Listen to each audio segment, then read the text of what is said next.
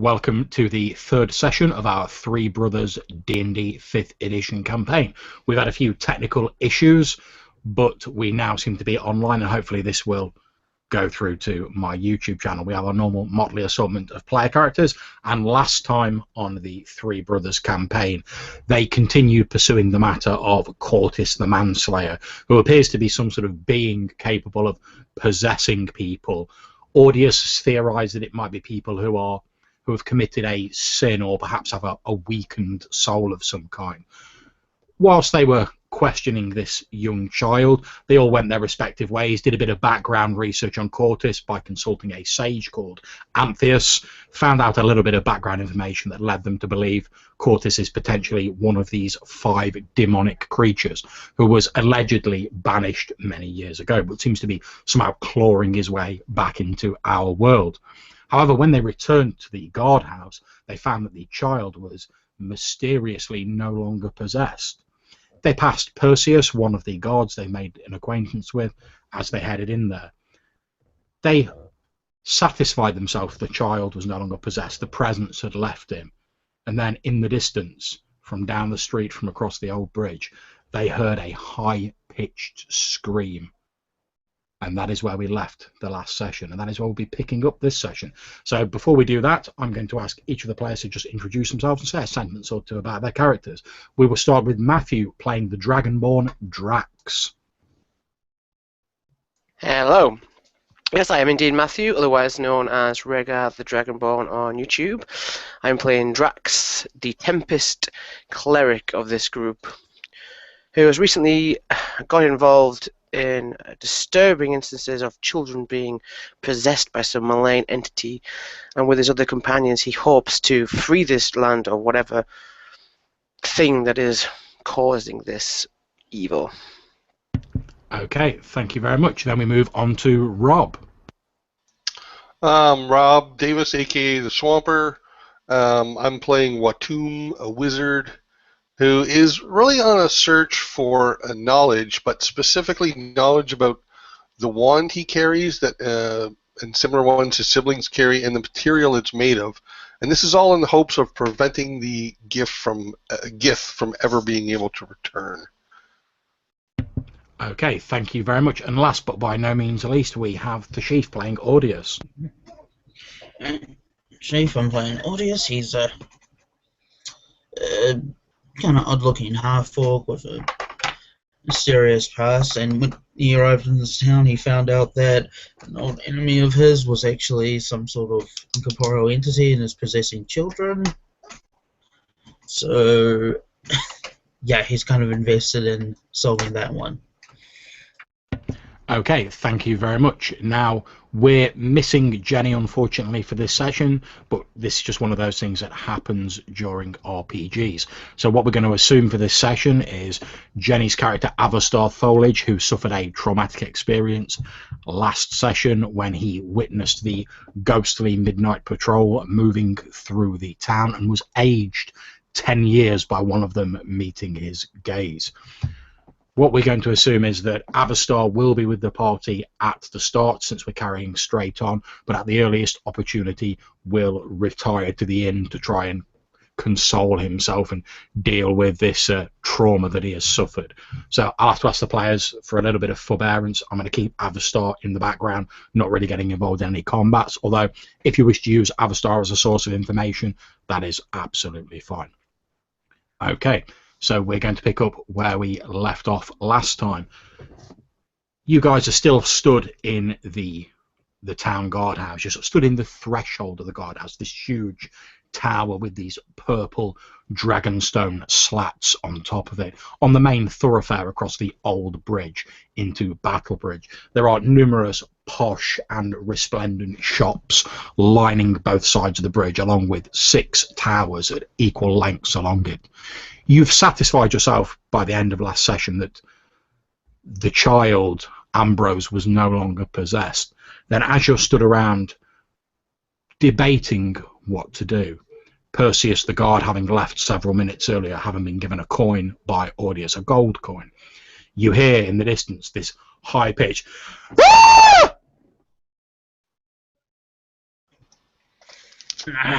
What the hell was that?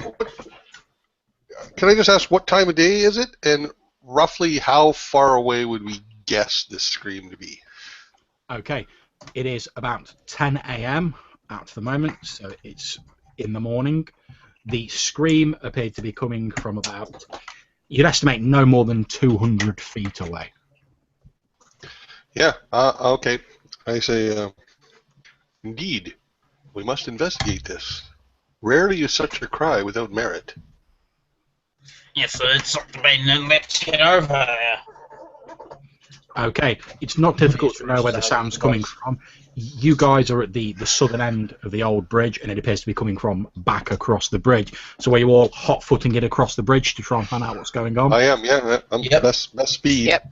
Drax's head snaps around and follows them in the direction of the sound. Okay, not a problem. Watum runs out of the door, his soft footfalls padding across the bridge at a rapid speed. Audius follows slightly behind him, with Drax bringing up the rear, thundering after you across this bridge. As you get to the other side of the bridge, you can see the common sword a short distance away from you. You can see numerous alleyways branching off, and what appear to be a couple of large warehouse-style buildings, flat-roofed, in the area. You can also see there's a small crowd gathering at the end of the bridge. Are they gathering, like, looking around, like crowded around something? They do appear to be crowding around. You can see them, like, jostling each other. People are, like, trying to look over each other. You know, whenever you see, like, a car crash in real life, you always see loads of people ringing the scene and stood around looking at what's going on. It's very much like that. Yeah. Okay, so I'm gonna walk over to them and remind you I'm a 7-foot tall half-orc, and I scream, "Get out of the way!" Okay, not a problem. Would you care to make me some kind of roll to see how intimidated they are by you? The difficulty is only 5. I got a 10.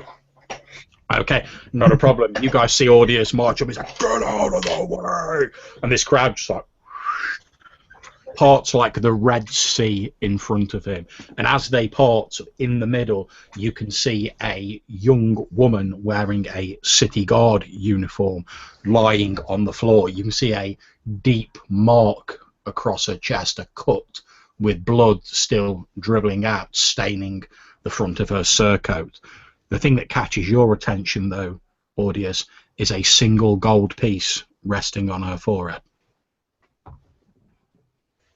What has happened to you? Who has done this? As you're saying that, She's one of the people stood in the crowd next to you, Watum, goes, "Oh, I saw it all. A thin fella, taller, dressed in like a city guard uniform. Just walking past her, stopped to talk to her. I thought, just guards talking to guards. And the next thing I know, like from nowhere, he had a knife in his hand and just straight across and just blood everywhere." Does that description, John, meet the guy we passed as we were going to the tower?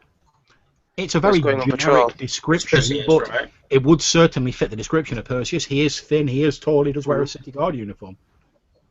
Mm-hmm. Okay. Did anyone see what direction he went in?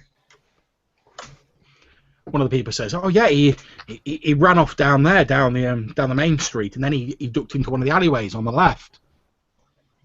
I was going to follow him, but the speed he took off, I'd have never kept up with him. Oh, not with my legs." Okay. Okay, so Drax is going to kneel by the body, and he's going to give like a last rites kind of ceremony, close the eyes, to double check that the person is perished. The person is very, very dead. The cut is so deep that it's literally almost severed the vertebrae. Mm-hmm. I'm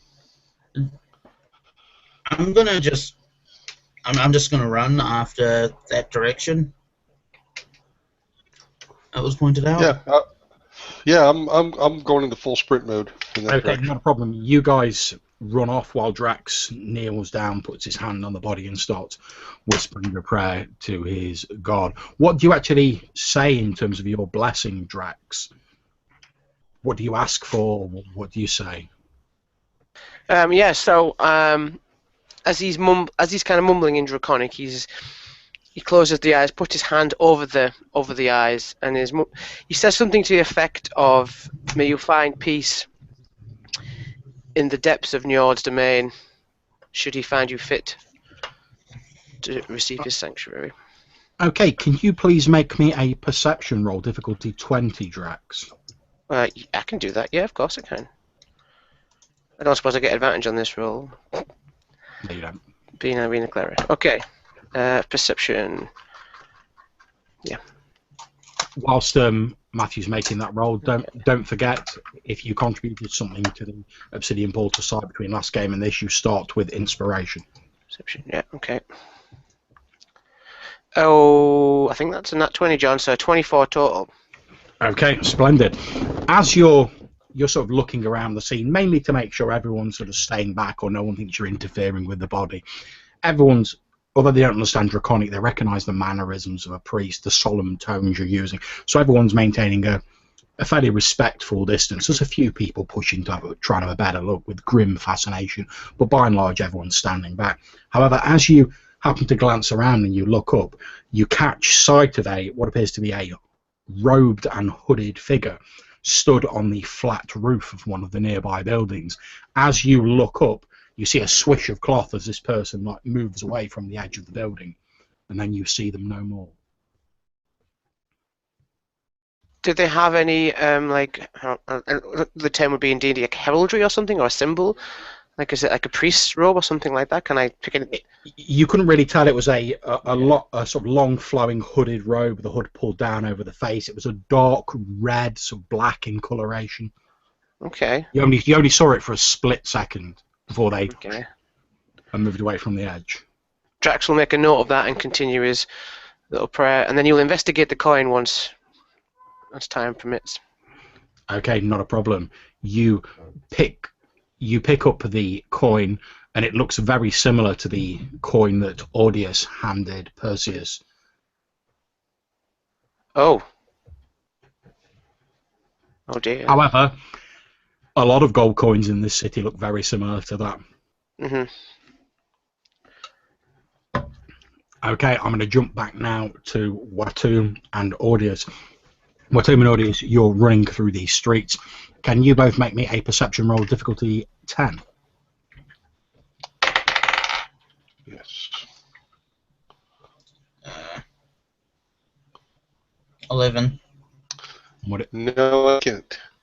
Okay, as you're both running through the streets, Audius, you glance up and you can see pretty much level with you guys, but running across the top of the buildings and jumping across the gaps between them is a figure wearing these dark red-black robes, the robes streaming out behind it as it runs. You there! Stop! I shouted at him. Okay, the figure pauses momentarily. You see its head turn, still with the hood pulled down over the face, in your direction. You briefly see it raise a hand up in your direction, and then it lowers its arm again and continues running in the same direction that it was originally heading. So while it was doing that, while I was having this brief pause, I'm going to keep running, like we're sort of running in a parallel thing. So I'm going to run to try and get ahead of it. So maybe Tashif is sort of behind it, and I'm kind of ahead of it now. Does that make sense? Yep, that's absolutely fine. Okay, can you make me, bear in mind you guys are at ground level and this is like on the roofs. You guys. But if you guys could please both make me an athletics roll and tell me what you get for your roll. This is just for your general running. This is a weird feature of the rules, but I have a cunning action, which means I can dash as a bonus action, and as per the rule, I could actually use that to dash twice. Okay. So essentially doubling my movement twice. Okay, not a problem. So I didn't make it. My dice are cold, John. Okay. Tell me what you got for yours. I got a 14 on a 15 on athletics. Okay, no problems. You both run ahead. As you're running, Audius has overtaken you by several orders of magnitude, Watum, and is disappearing down this main street. You can see the hooded figure still sort of running in parallel to you, jumping across gaps on the roof. Now, you guys have managed to pull a little bit ahead of that figure, well, certainly Audius has. What do you want to do, Audius? You've basically bought yourself a bit of time to think. You've got a bit of distance. You're now ahead of this robed figure running across the rooftops. How far ahead am I? You're about 50 feet ahead of them. Okay. They are running very quickly. Okay, yeah. Damn it. I'm going to try keep the distance ahead of them until I see a building that I think I could climb up onto very quickly. So I might not encounter that this round or whatever, but I'm just going to continue running ahead until I see, like, oh, this is a low-hanging kind of ledge thing that I can jump onto and quickly climb up. You continue running. By this point, you're just getting near to where the common sword is. As you draw closer to it, you can see a figure, a familiar figure. You recognise Perseus of the town guard, crouched down by the wall, the same wall that was previously graffitied, and he appears to be like daubing something on the wall of the common sword inn. And that's not the person we're chasing. We can see that there's Perseus and there's this other person. As you watch, now you've got a bead on where this person is, you see that the hooded figure stops on a building directly across the street from where Perseus is. And as you both watch, you see this figure raise up an arm. The sleeve falls back a bit, revealing a gloved hand. You can see what appears to be a cylindrical wand held in the hand, which it points at the crouched figure of the guard, Perseus. I'm going to cast a spell immediately. I'm going to cast a firebolt at him. That's the person on the roof? Yeah. Okay. Not a problem. 18. Yeah, that's definitely hit. Okay, roll your d10 damage. Right. So a little bolt of fire. This is a very quick casting kind of spell. I see him point at Perseus, and assuming that he's intending to do Perseus harm, I attack with the intent of, knocking his aim off, or at least distracting him, alerting Perseus something.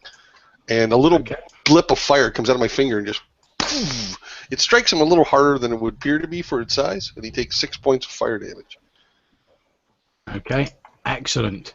You hear a sort of low growl from this person on the roof that carries down across the distance on the street, and they reel back, pulling the hand back as your firebolt strikes their outstretched arm. I'm going to yell out, Perseus! Low! Okay, yeah, Platoon's like, Perseus! At which point Perseus stands up. He turns around to face you, and in a familiar, sibilant voice that you last heard issuing from the mouth of the child Ambrose, he says, "Why, thank you. You have done me a great service. But I think now I'll be taking my leave of you." Okay, not a problem. Make your brawling roll. Yeah, this will be unarmed if it's a tackle. Yep. Oh, okay. I don't think I'm proficient, so that is a 17. Okay. You clatter into Perseus. You have successfully grappled him. Feel free to narrate how this plays out as you slam into him. So he's looking at Woodson going, "Why, thank you, but I'll be taking my tackle right into him, knocking him to the ground. I got him!" Okay, yeah, you're literally on top of him. He's grappled. As you've clattered into him, you briefly have a chance at the corner of your eye to see what he's been daubing on the wall. And you can see that in red on the wall, he's basically redone the original graffiti saying, "Kortis lives," on the same piece of wall on the side of the common sword. I am going to go rushing up to them. I mean, I assume they both go tumbling down, so I'm going to go rushing up. Okay. And I'm going to be undiscriminatory. I'm going to have a spell ready to cast, and so what I'm doing is I'm readying an action, and the action is as soon as he stands up, as soon as Perseus stands up, I'm casting this spell. Okay, not a problem. That is absolutely fine. You can see he's struggling. He's trying to extract himself, but he's got no chance. He's got, even with the increased strength of this entity inside him, Perseus is a fairly thin, scrawny individual, and he's got sort of like God knows how many feet of like heavy half-orc on top of him, pinning him down. You can see that Perseus is actually sort of laughing in quite a light-hearted fashion as he's like struggling, as though he's not really bothered at all. However, Watum, can you please make me a perception roll? Sure. No, I can't. Okay, no problems. What I can do, though, is I'm going to position myself so that they are between the building and me. Like, in other words, me, them, the building. Okay. Okay. The figure on the roof, again, raises this cylindrical device in its gloved hand, still its face shrouded by the hood. You hear a word in a strange sort of rasping tongue emanate from this figure that seems to, despite the fact it's said very quietly, it carries across this distance almost effortlessly, as though they were standing next to you. And you're not entirely sure, but it sounds a little bit like some of the words you've heard Drax use. Watum, do you speak Draconic? I do not. Common Dwarven Orcith. In which case you recognise it as sounding similar to some of the words you've heard Drax use in his prayers, etc., but you don't know what it says. Then as you watch, 3 green bolts of light emanate from this wand that this figure has levelled seemingly towards Audius and the struggling figure of Perseus. The 3 bolts sail around yourself and Audius, not touching either of you, and slam into Perseus, whose laughter is immediately choked off as he sort of, these bolts are like poof, poof, poof, hit him in the chest, and he's like, oh, and he's done. You can hear he's still sort of breathing, but he's blatantly not long for this world unless he gets some medical help. Okay. What the? Who are you? It would seem that this poor fellow was once again a victim of this Kortis, who has possessed his body. If we do not act quickly, Perseus will die, an innocent who was had no fault of his own. I can As you're try. saying this, you hear a strangled whisper from the mouth of Perseus, and the voice just goes, "Innocent."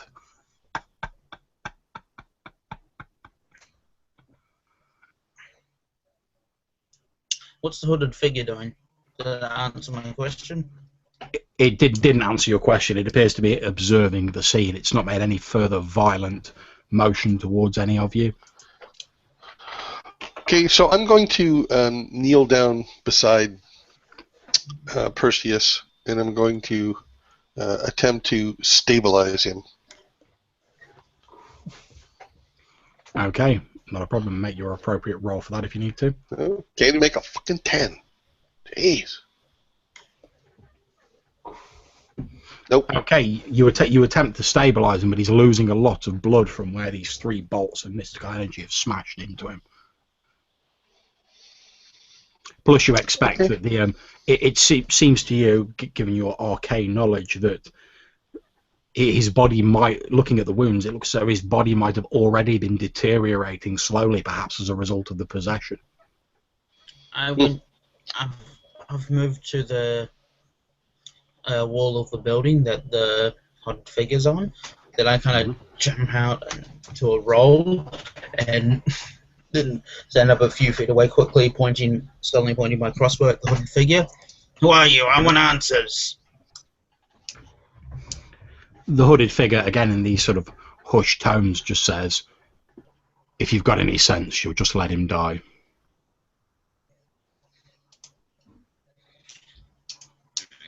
Is it like a Is it a male voice? Is it a...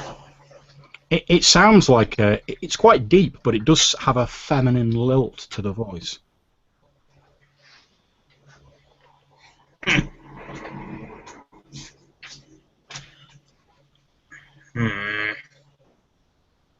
That won't stop him. Won't stop Kortis. I cannot help this person. The entity can only possess those who have committed a great sin. This is no innocent that you're saving here.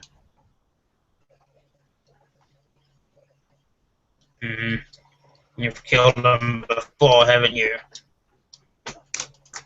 The figure nods its head slightly. Where? So what was that? Yeah.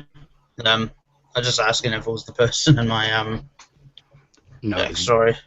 Okay. So I say a weird drow name out loud and everyone is confused. Indeed. I'm going to jump back momentarily to Drax. Drax, you finish with your blessing. This unfortunate guard woman has passed away. What are you doing? Drax was trying to figure out, does that coin have any significance? Is it something he has noticed? It just appears to be a gold piece. No, I mean any religious significance, if it's like a... No, it's a gold token or piece. something. Okay. Drax, then he'll get up and he'll try and find where his two companions have gone. Probably at a slower pace. It's not difficult to spot them. If you look down the main street, you can see, like, in the distance, they just stood by the common sword. Okay. They appear to be shouting up at this hooded figure stood on the building opposite them. Yeah, I suspect there'd be a lot of other people looking and commenting as well. Oh, indeed, yeah. The streets are full of people with all the commotion that's been going on. I'll instruct one of the people around to take this body to the... I don't know if the town has like a church for this sort of thing. One of the people nods and says, "Oh, we'll take it to the Church of Abraham. They'll know what to do." Good. Not to leave this body in the street. It deserves And better than that. one of the people says, "Oh yeah, I've got my apple cart over here. I've just finished for the day. I'll bring the cart over." And they bring this two-wheeled cart over, put the body in it, and start trundling it off down one of the side streets. I'll start making my way towards them with the mace out, shield up, in case it's some kind. I don't know what I'm going to expect when I find them down there, and they dashed off quite quickly without any real explanation. Okay, no problems. So I'm going to jump back to Watum and Audius. The hooded figure still stood on the building opposite says, "I'd advise you to clean that off the wall." Watum? Why do you give such advice?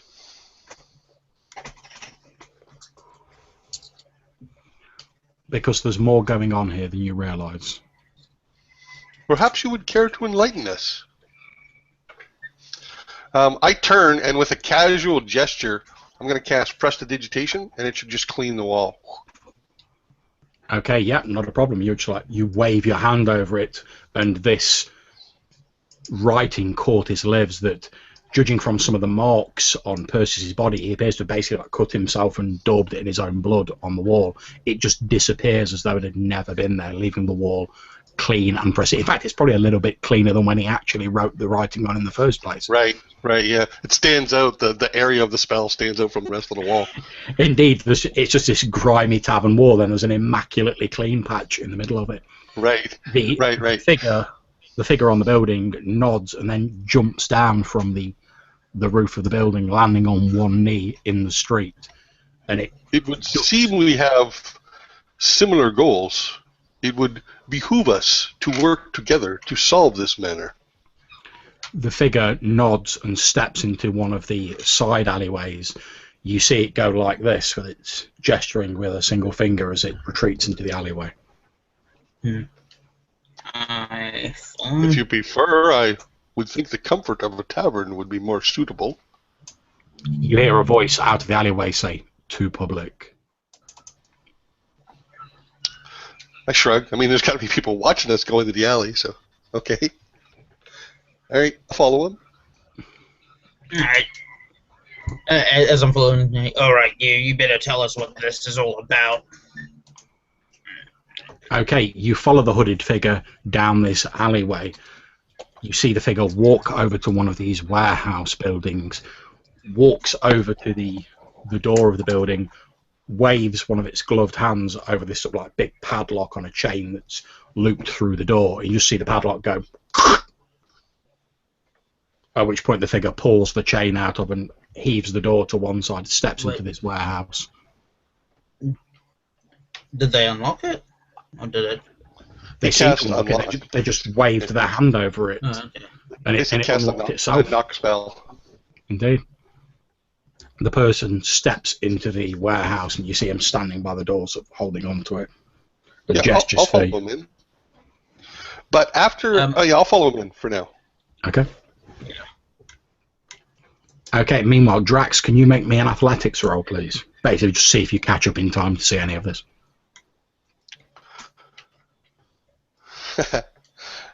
As I'm going in, I'm going to turn behind me, and I'm going to cast Mage Hand, and I'm going to make a visible... It's spectral, but it's a visible glowing hand. I'm going to have the hand go like this, like a come hither, sort of about halfway between where we are and where we were. Very nice, very nice. Okay, 24 Drax, total, John, again. you sprint down the street and you get there like just as they've headed down this alleyway. And just as you're sort of thinking, oh, which alleyway did they take? This spectral hand going sort of appears floating in the air, beckoning you down a particular alleyway. Drax gives a wry smile. Watum, of course. Okay, as you duck into the alleyway following the spectral hand, Drax, you see the two of your companions, Audius and Watum. Avastar's still with the crowd back there, making sure everything's being dealt with and waiting behind to tell the guards what's happened. You see the two of them stepping into a warehouse. You can see like gloved hands holding. Oh, no, I followed. Oh yeah, you've gone. Yeah, you've gone into the warehouse. He sees us. That's what he's saying. Yeah, okay. I thought you said you saw me talking to the guard still for some reason. No, that's Avastar. Avastar. All right, cool. Well, sorry. No problems. You see your friends stepping into this warehouse at the end of this alleyway, Drax. Watum, And a what are you hooded doing figure down stood here? by the door. They've literally gone into the warehouse. You're at the other end of the alleyway. You can see the person's just starting to like slowly close the door. Drax is going to head straight for the door, and if the person does not open it, he will kick it open without hesitation. Okay, the person's pulling it shut fairly slowly because it's like a big metal door. So you've got time to get there and slip inside. Yep. Okay. Okay, literally just as the door's about to close, Drax like slides through, pressing himself against the wall, like the warehouse, leaving the three of you and this hooded figure in there. As you stand there, the hooded figure turns around, reaches up, pulls its hood back, and you see a draconic-looking face with golden scales on it as the hood is pulled back. I'm going to look around. What does this room look like, Brian? It looks like a large empty warehouse. There are some crates, some barrels, etc., with preserved foods, ales, and the like in it. Okay, so without being over about it, I'm going to kind of casually stroll to the other side of this person so that at least one of us is on each side. All right, not what's a problem. going on? The Dragonborn, or you assume it to be a Dragonborn with the gold scales, says, we need to prevent the entity that you call Kortis continuing to write its name around the city. And how did you know about this creature called Kortis? My masters have been tracking it. Masters? Yes. Yes. Who That's is this fine. we you refer to? I work for a group of specialists who have an interest in the mystical arts. They felt a disturbance in the fabric of magics in Battlebridge when the entity first entered the town. We'd long feared that something similar would occur, and that some evil being would attempt to write its name on the mystical fabric of this town. It's in our best interest and all of those in Battlebridge that it not do so. Of course. Tried to... You must have had a weird reason for trying to write its name on everything. Indeed, we have been pursuing it for some time. However, every time we catch the creature, it is able to flee to another host. Do you have any suggestions on how we might counter this? It is our understanding that the creature cannot enter blessed ground, and that they have a particular weakness for the mineral salt. We have tried to capture it before by surrounding it with a salt circle, but it is difficult to contain it whilst we do so. Indeed. One cannot contain smoke with a cage. We believe if we could make an unbroken circle, it would be possible, and it would be unable to pass it even in its spiritual form. However, keeping it in one place long enough to create the circle is another matter.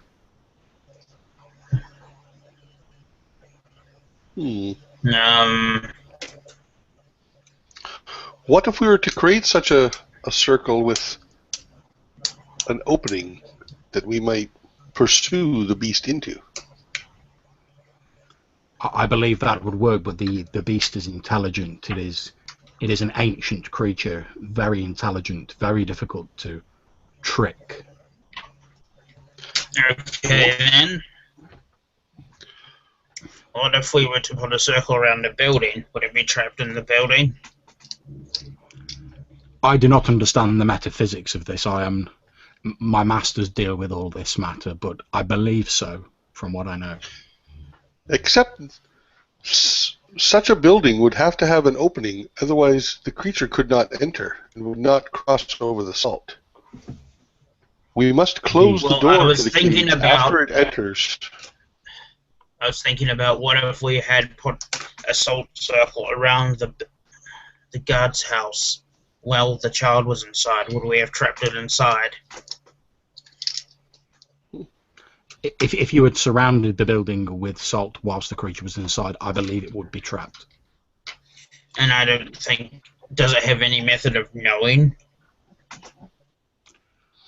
Not as far as I am aware. We are in need of some sort of lure for this creature. As we would hook a fish, we need bait. What attracts this creature? It can, this is not an exact analogy, but it can smell sin on people. It is only capable of possessing those who have a weak soul, people who are very young, or those who have committed some great sin, murder, etc.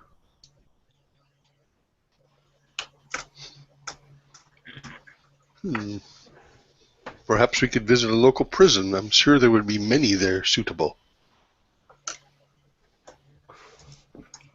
We do not have a great deal of time to discuss this. The wand that I used to dispatch its current host will prolong its death for an hour, perhaps a little more, during which time the creature will be trapped in the body.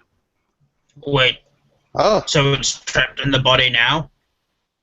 Yes. Oh. So why don't we just put a salt circle around him now? Problem solved. That was my original intent. I had not realized that there were others pursuing the creature. I did not want to simply barge in and attempt to dispatch it in case I did not know which side of this battle you were on. Okay, well, let's just get back to this then. We can have a discussion after. Indeed. Do you have salt at hand? She points at several of the barrels nearby and says, yes, we have prepared for this eventuality. These 6 barrels here contain rock salt. Alright. You must make haste. You want to help me to bring the body in here? Absolutely. I would suggest, yes, we bring it into this warehouse. The warehouse has been purchased by my masters. We will not be disturbed here. Does this creature have eyes or other agents that help it? It does. I believe, as well as scrawling its name and interfering with the mystical fabric of Battlebridge, I believe that the buildings marked were a call to arms, effectively, to those who serve it. Although, unfortunately, I've not been able to establish exactly who serves it yet. We should expect trouble then. Let's make haste. Indeed, my priority was entirely to capture the creature. We have other agents attempting to discover its pawns in the city. Prepare the circle. We will retrieve the creature immediately. Very well. She looks at you, Drax, and says, would you give me a hand with these barrels? We need to create a circle and leave a space for them to carry the body in. If we attempt to carry it through the salt, the spirit will be forced out of the body. I can do, though. Odious just asked me to help with the body. Doom, are you okay taking the hit on this one? I am not very strong, but if you wish. Getting the body in here first is more I can help to important. secure the body, though, with my magics. Alright, Okay, so someone come with me to secure the body. And I leave. Okay. Audius says, someone come with me to secure the body, turns around and walks out. The golden draconic female picks up one of these barrels and starts pouring a thick circle of salt. We will be back momentarily. So I will follow Ordius out to the body. It's not that far from this warehouse anyway. Like, we're not going long. Not at all. Okay, yeah, indeed, it only takes you a couple of minutes. By the time you get back, Drax and this woman have made a circle of salt with like a sort of 5-foot gap in it for you to like carry the body into it. So as soon as we reach the body, I'm going to cast a sleep spell on it. Not a problem. You can actually see some of the wounds have started to like slowly close on the body, but do you have to make a roll to cast your sleep spell? Remind me. Right. So it's just a number of hit dice. There's no saving throws or anything. In effect, it's going to affect this many. Okay. And it's current hit dice if it's wounded. Yeah. So if it has 21, 23, 20, if it's got 25 hit points or less, it's going to go to sleep for 1 minute unless it's forcibly wakened, basically. Okay. You wave your hands and intone some arcane syllables, and the body, which was still sort of like struggling a little bit and moving about, suddenly just goes. All right. Yeah. So we'll haul ass with this ass. Okay, not a problem. The two of you pick up the body. As I say, Perseus is fairly scrawny and doesn't weigh much, so between the two of you, easy. You carry it back in. As you get back into the warehouse, you see this circle of salt with the 5-foot gap in it. All right, yeah, we'll place the body in there, and then I'm going to position myself near the exit in case I tries to make a run for it. Not a problem. As they put the body in the center of it, the draconic female looks at you, Drax, and says, "Close the gap in the circle." I shall do so. Okay, with this barrel you're holding, you pour salt over the exit from this circle of salt, and after a few minutes pass, you notice the body of Perseus climbs shakily to its feet. It takes a couple of steps forwards, and then as it gets to the edge of this stone circle, it's as though it hits an invisible wall and just stops. And it sort of paces around the inside of the circle.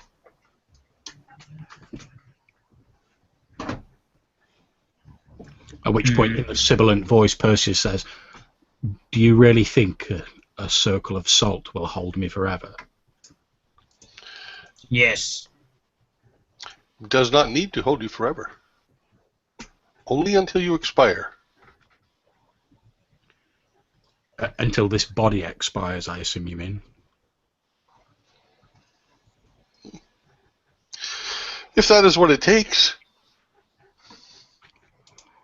And when this body does expire, I will be free in spirit to roam this city, and I'm far stronger when I'm not tethered down to a weak, mewling host like this scrap of flesh and bone that I currently wear. Oh, stop it. No one here is going to listen to you. I'm going to ask this Dragonborn female if that's true. Is he only trapped while he's in, like, corporeal form? She looks back at you and says, the creature is trying to deceive you. It cannot leave the circle, even in spirit form. Yeah, as I suspected. But So it's all powerful, we but can within do 2 now. feet of itself. The creature paces around the inside of the circle and stops facing you, Audius, and he says, now then, is this any way to treat an old friend? I'm not going to listen to your lies. We find out the name of this female Dragonborn? Did you tell us her name? She hasn't given you her name. Alright, well, I'll turn to her and say, we should slay the creature if you have no objections or reasons not to. I have no objections at all. I'm going to look at my companions. Slay how? With physical force? Magic? The draconic female looks at you and says, if the creature's current host is slain, it will be trapped within the salt circle. It's my understanding that once it is in spirit form, if it cannot find a suitable host within a couple of minutes, it will be banished back to whatever hellish realm it came from. All right, so I'm going to take the. Yeah, I'll take the time to double up some salt then, make the line thicker. Not a problem. You thicken up the line. Drax, do you have any moral objections to the slaying of this creature? If, as this female says, Perseus is far from innocent, we are only doing what we need, and little of value is lost as a cost. As you're saying this, Kortis sort of cuts in straight after you, Watum, and says, "Ah, yes, my religious friend. So, since this person that I currently wear like a puppet is not entirely innocent, you're willing to let these people simply kill him just to get rid of me? How does that sit with your high and mighty morality, my priestly friend?" It is not me who has condemned this poor creature to death, it is you. Regardless if he dies now or in 100 years, he's still condemned to death as long as you wear him like a puppet, like you At said. which point the Cortis's voice becomes a bit lower and sort of more growling and says, "No, it is you who condemns him to death. I will leave this body and he will be fine. It is you who holds the executioner's axe and stand poised ready to strike. Do not try and dress your own sins up and blame it on me." You will leave this body to do what? To wreak more havoc and more destruction and more death upon an innocent peoples. We cannot permit this to continue. I'm going to cast Firebolt at him repeatedly. No! Okay, not a problem. Well, at least cast it once. Make your roll, Watum, to cast the spell. Okay, so I'm going to suggest that his armor class isn't going to be. He's not going to be much of a chance to avoid my attack if he's trapped in a barrel. So maybe advantage on the attack. Does that sound reasonable? I will quite happily give you advantage on the attack. Okay, that's just a 2-hit. Oh, that's good. I wonder which one you're going to take. Yeah, I wonder. So he's going to take a little damage. He's going to take 9 points of fire damage. Okay, not a problem. This firebolt hits him in the chest, throwing him backwards.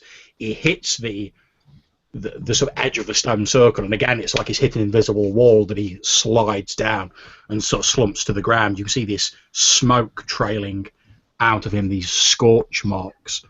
He laughs, and there's an odd sort of like liquid burbling sound to his laugh.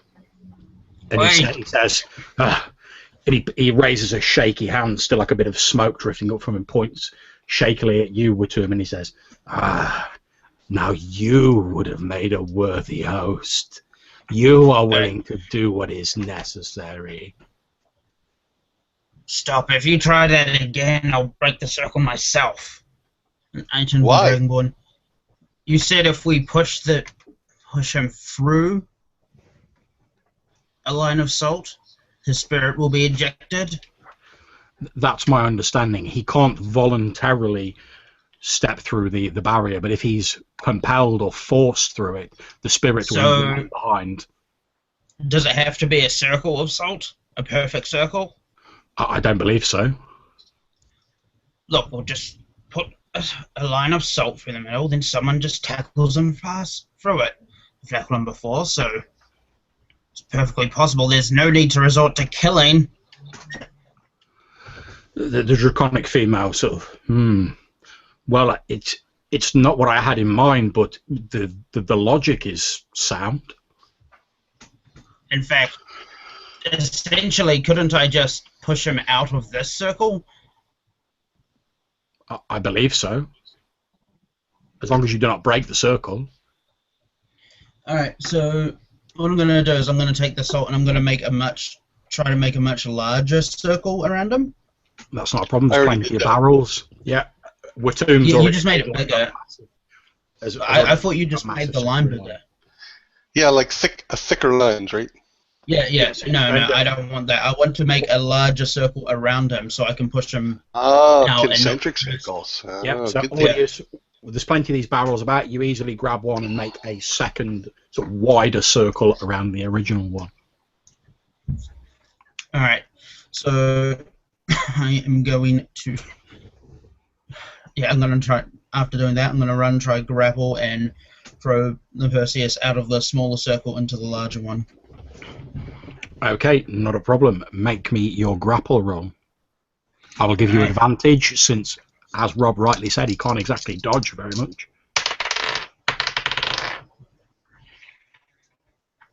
Double 10s, so...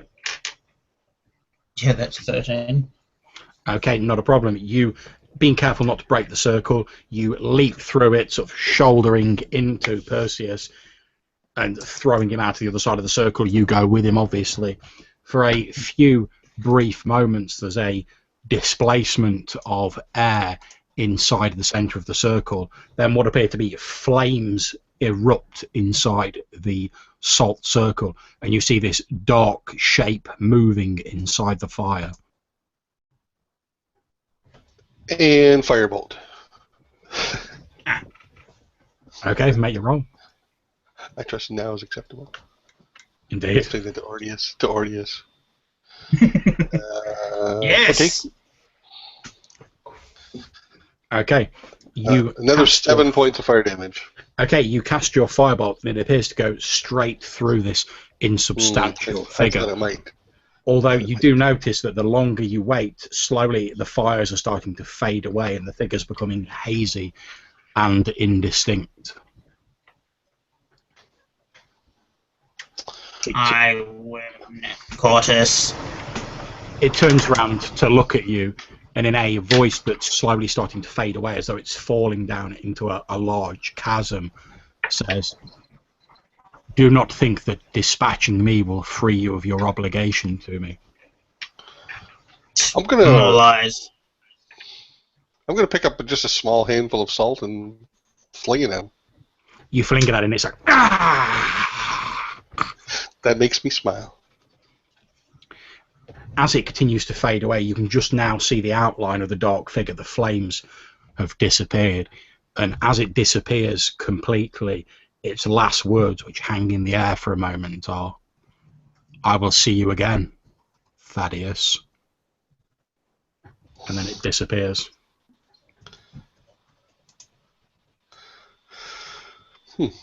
So, I'm going to look around with a sort of satisfied, slightly smug look on my face. So Kortis dies. Perhaps we should write that on a wall. That's what I was thinking. Kortis lives no longer. Either that, you just put like a big Ghostbusters circle and cross through it. Right. Image of Kortis. Yeah. Holding up one of those traps, right? And now we get that Ghostbusters montage. that thing's on Spain, and we're just doing this to a lot of people. Right, Okay, right. the draconic female turns to all of you and says, "Thank you all for your help with this. We will continue attempting to root out the rest of his followers." Hang on. And starts pulling the hood up. Hang on a moment. Yes. Thank you for your aid. Why don't you, I don't know, spend lunch with us? Be interested in maybe we could help further. We At have which worked point together well once here. We may be allies again.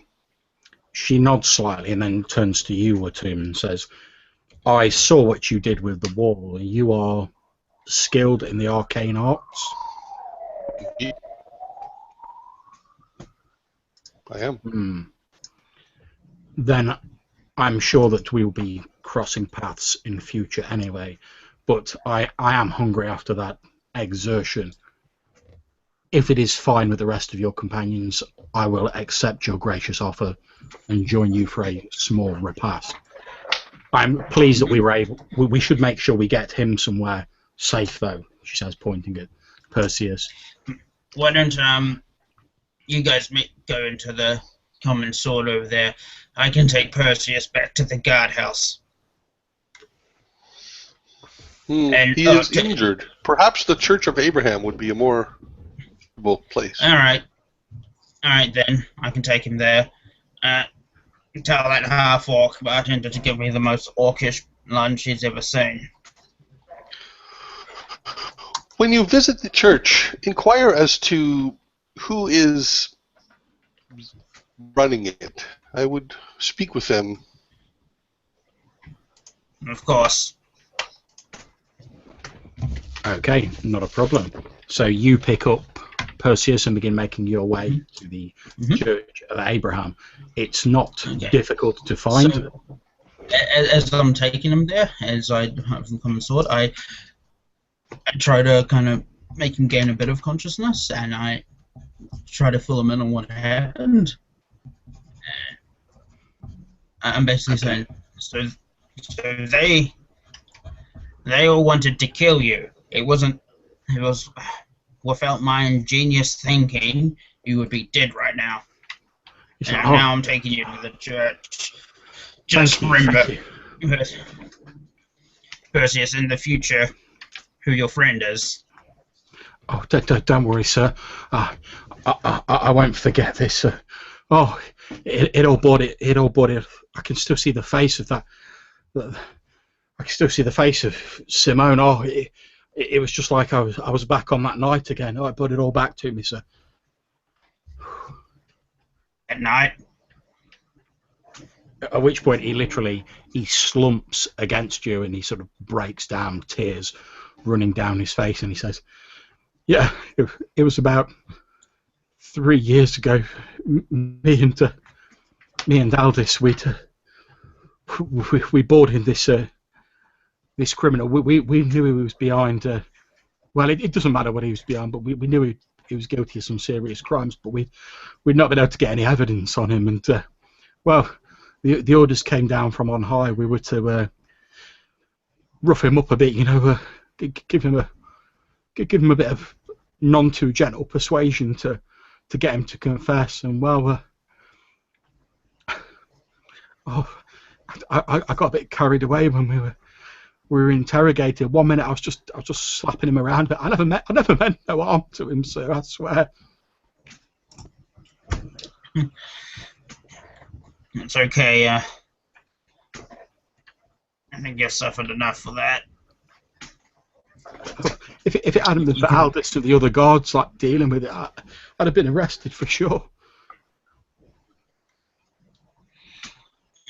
Oh, don't worry.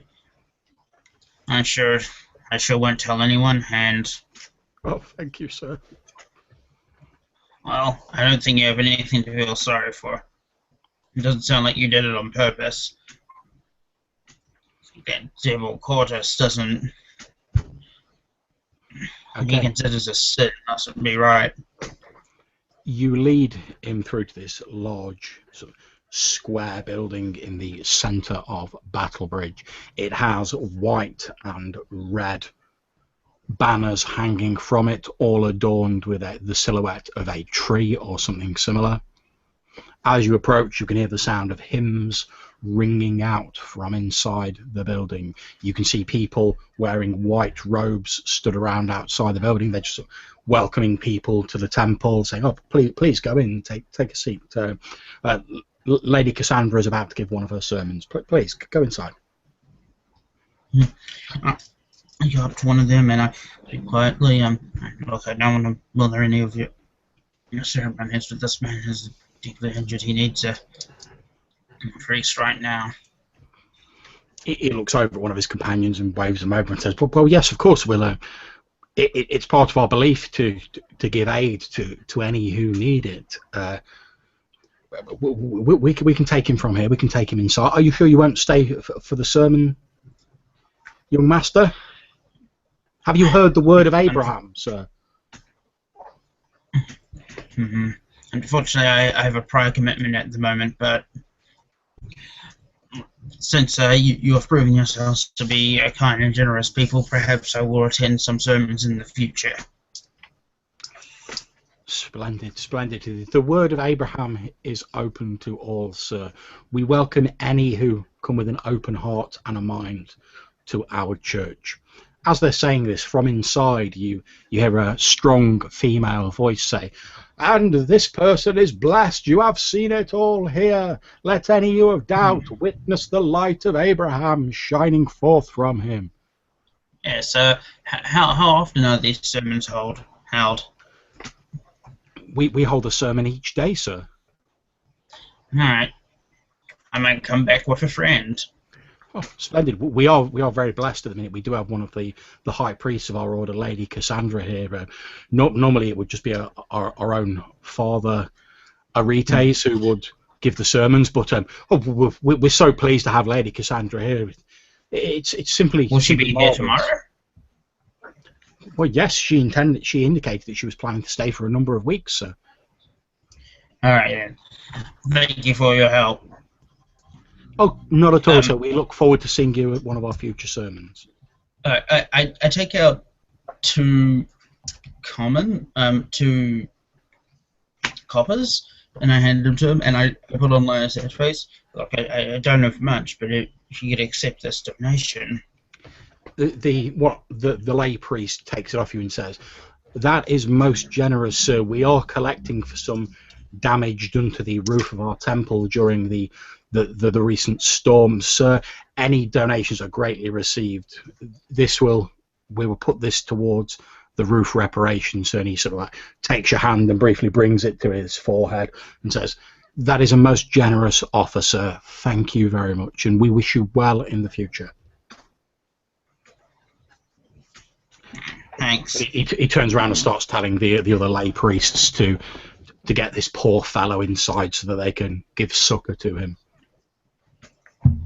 And they bustle him into the church. Okay, yes. I'm going to jump back to people at the Common Sword Inn. On the way there, I want to accomplish two things. I want to ask this female dragonborn her name, and I want to Drax and I reunite with Avastar. Her on the way, as it were. Okay, you have reunited with Avastar, and he's saying, "Oh, look, I'm still a bit shook up by the events of the previous night. To be honest, I'm just thinking about heading to my room and getting an early night." And you see, he keeps any reflective surface you pass, he keeps sort of like looking at his face in it. Nice. We'll fill him in on what has transpired, and we'll introduce him to this Dragonborn lady as... The Dragonborn says, "My name is Eshkil."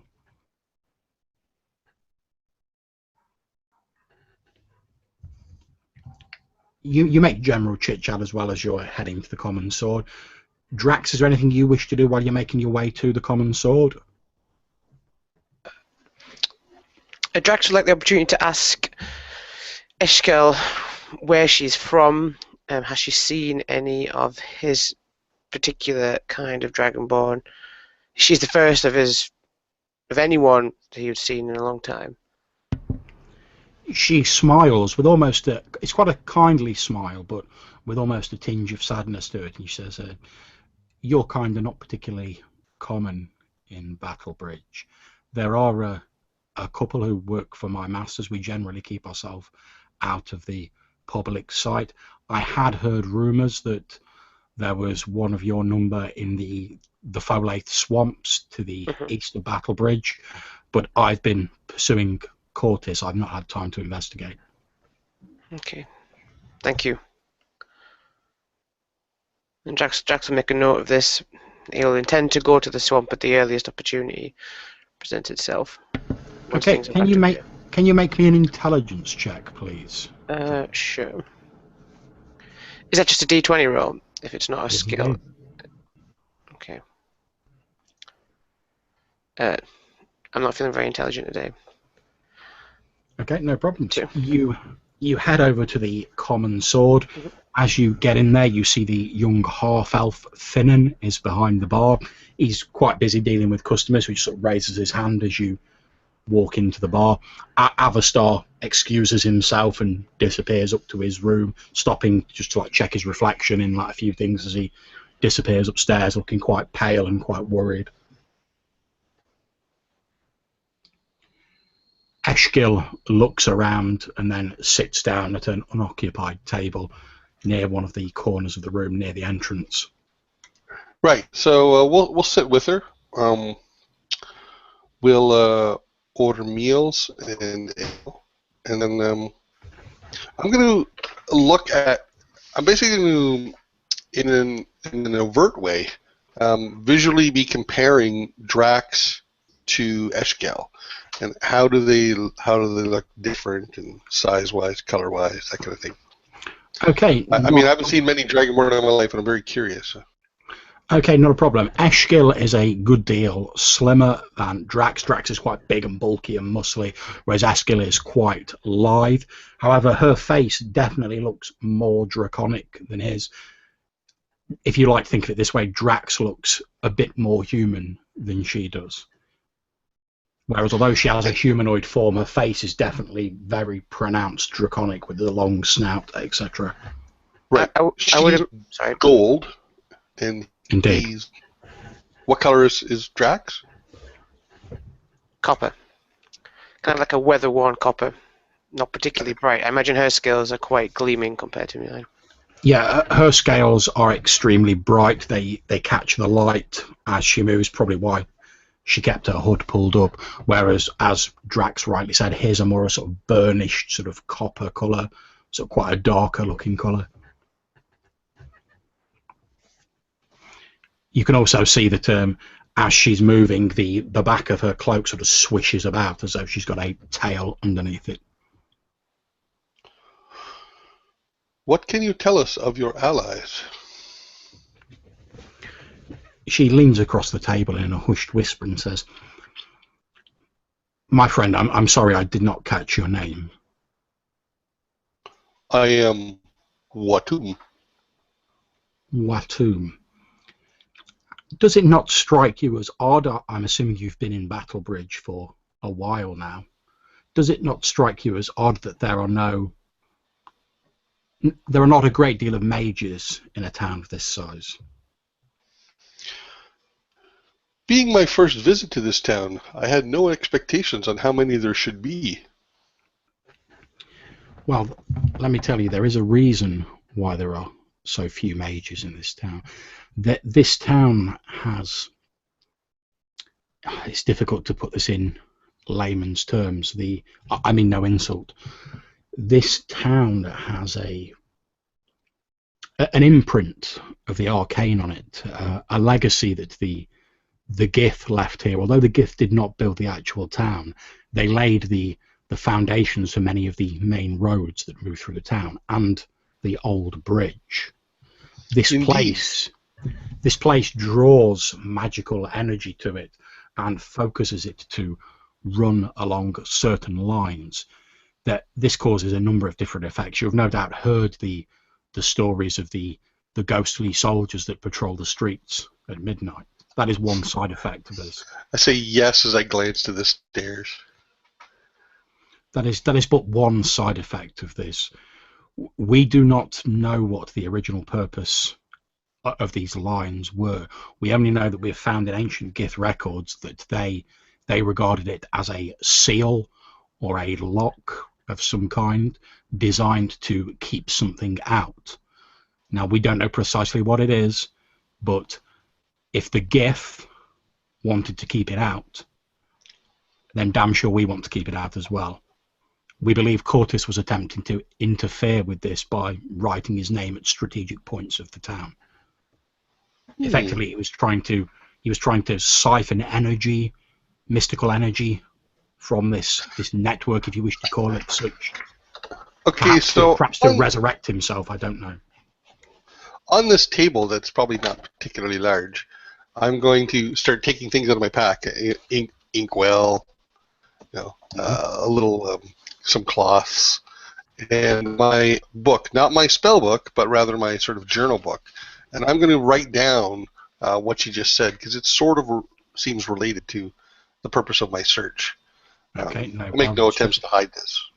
Yeah, she doesn't bother at all. She says, as far as we can see, the network that has been laid out causes the arcane energy to spiral in to a point on the old bridge where the magical energy is dissipated by the Dragonstone towers on the bridge. That is why we believe the manifestations, the ghosts, if you wish, are focused in that area. That is where the magical energy is strongest. Perhaps these towers have something to do with reinforcing this gate. A distinct possibility. I'm not highly placed within my order. And yet she pauses and seems to be lost in thought for a moment. She says, please don't get me wrong. I take no pleasure in killing people or rendering harm to people. However, I do appreciate that sometimes when the alternative is worse, it is a necessity.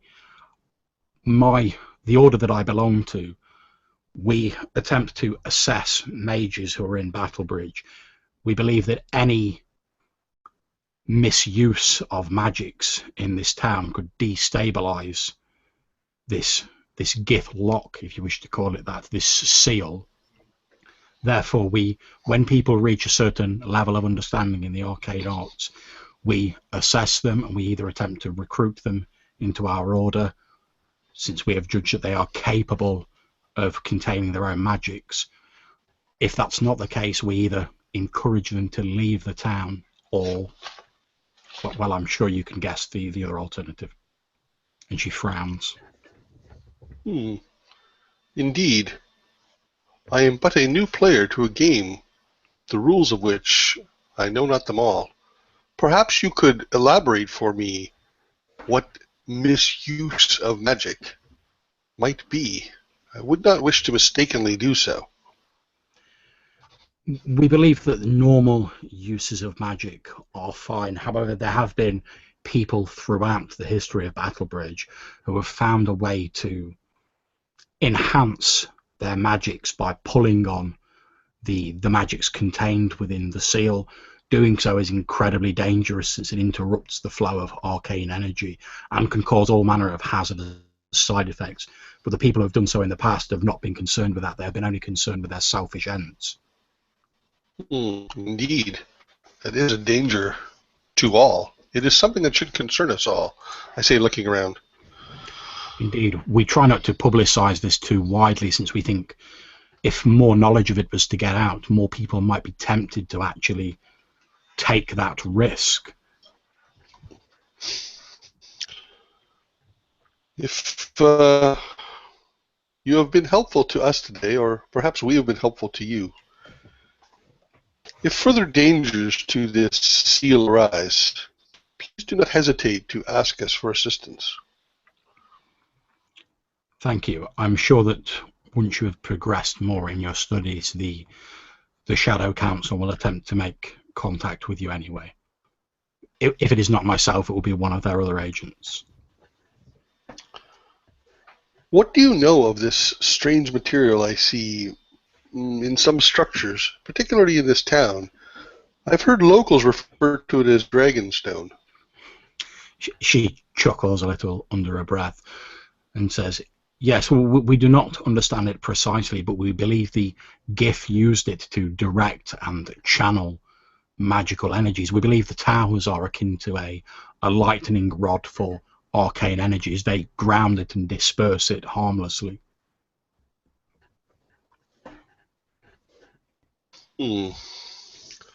I'm going to, without being terribly obvious about it, I'm going to show her. I'm going to show her my wand. Literally, I'm going to show her this double demon-headed wand I have, and the material of this device here. I keep my hand on it. She sort of like puts her hand on the other end of it. Is it the same material? What can you tell me of this material, if anything? She peers at it and says, it appears to be a material that is similar, but less pure than is the best way I can explain it, of the materials used within the towers. Obviously, we have examined them at great detail whilst being careful not to interfere with the seal. This seems like if you'll forgive me for saying so, a lesser or more impure version of it, although I would still hazard that it is capable of storing and harnessing magical energy to a certain degree. And she takes a hand off it. Thank you. Not at all. It's the least I can do. After all, yourself and your companions have been very helpful. This is the point when the door opens and Audius walks in, if you're heading straight back there, Audius. Mm-hmm. You can see them. You see your companions sat round with this draconic female. Mm-hmm. I sit down. Did they remember to order my food? Extra ham. Yeah, I ordered for all. There's a fairly unappetizing to non-orcs bowl of porridge and meat on the table at an empty space. To everyone's probably disgust, I mix it in and then start like eating it with like large spoonfuls. Lovely. The female's like, while Watum's been talking to... Oh, sorry. Go ahead, mate. Sorry, I just got to sit down without making introductions, and I immediately start talking with my father. Matthias is in charge of the Church of Abraham, but apparently a high priestess of the religious order is in town for a few weeks. So tomorrow we could have her attend a sermon, and then you can talk to them after. Eshkil says, I've never really given much credence to the Church of Abraham and that their whole all gods are one theory. But then again, I'm not a very religious person. There's always time. While Watum was talking to Eshkil, Drax has been doing like a little sketch in his clerical notebook, just actually doing like a sketch of her herself, just to like note down. It's the first time he's actually seen a gold dragonborn of this kind in the wild. He's heard stories, of course, when he was a kid, and tales of them, but this is the first one in the flesh. Yep, not a problem. How autistic is Drax?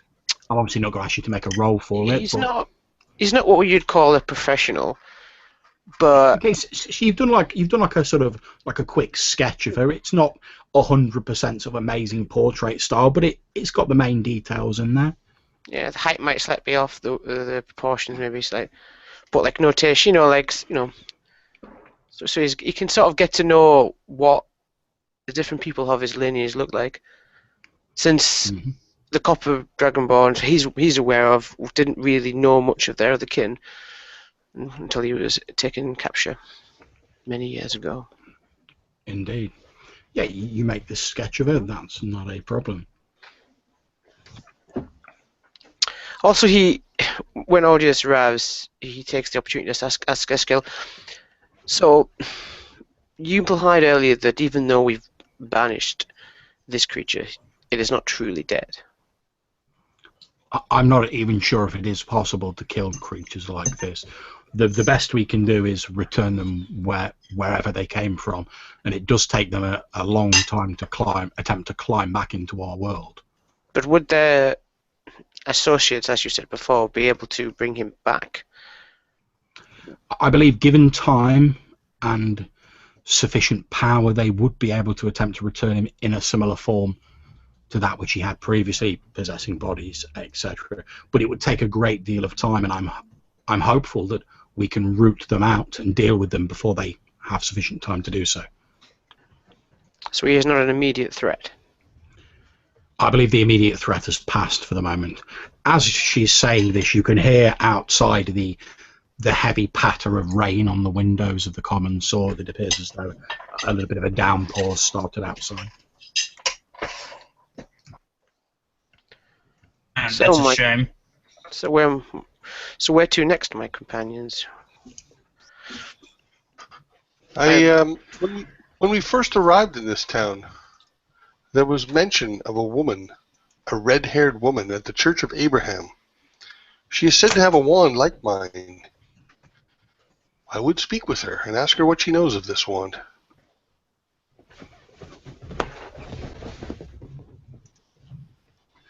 At which point Eshkil says, well, I really must report back to my superiors.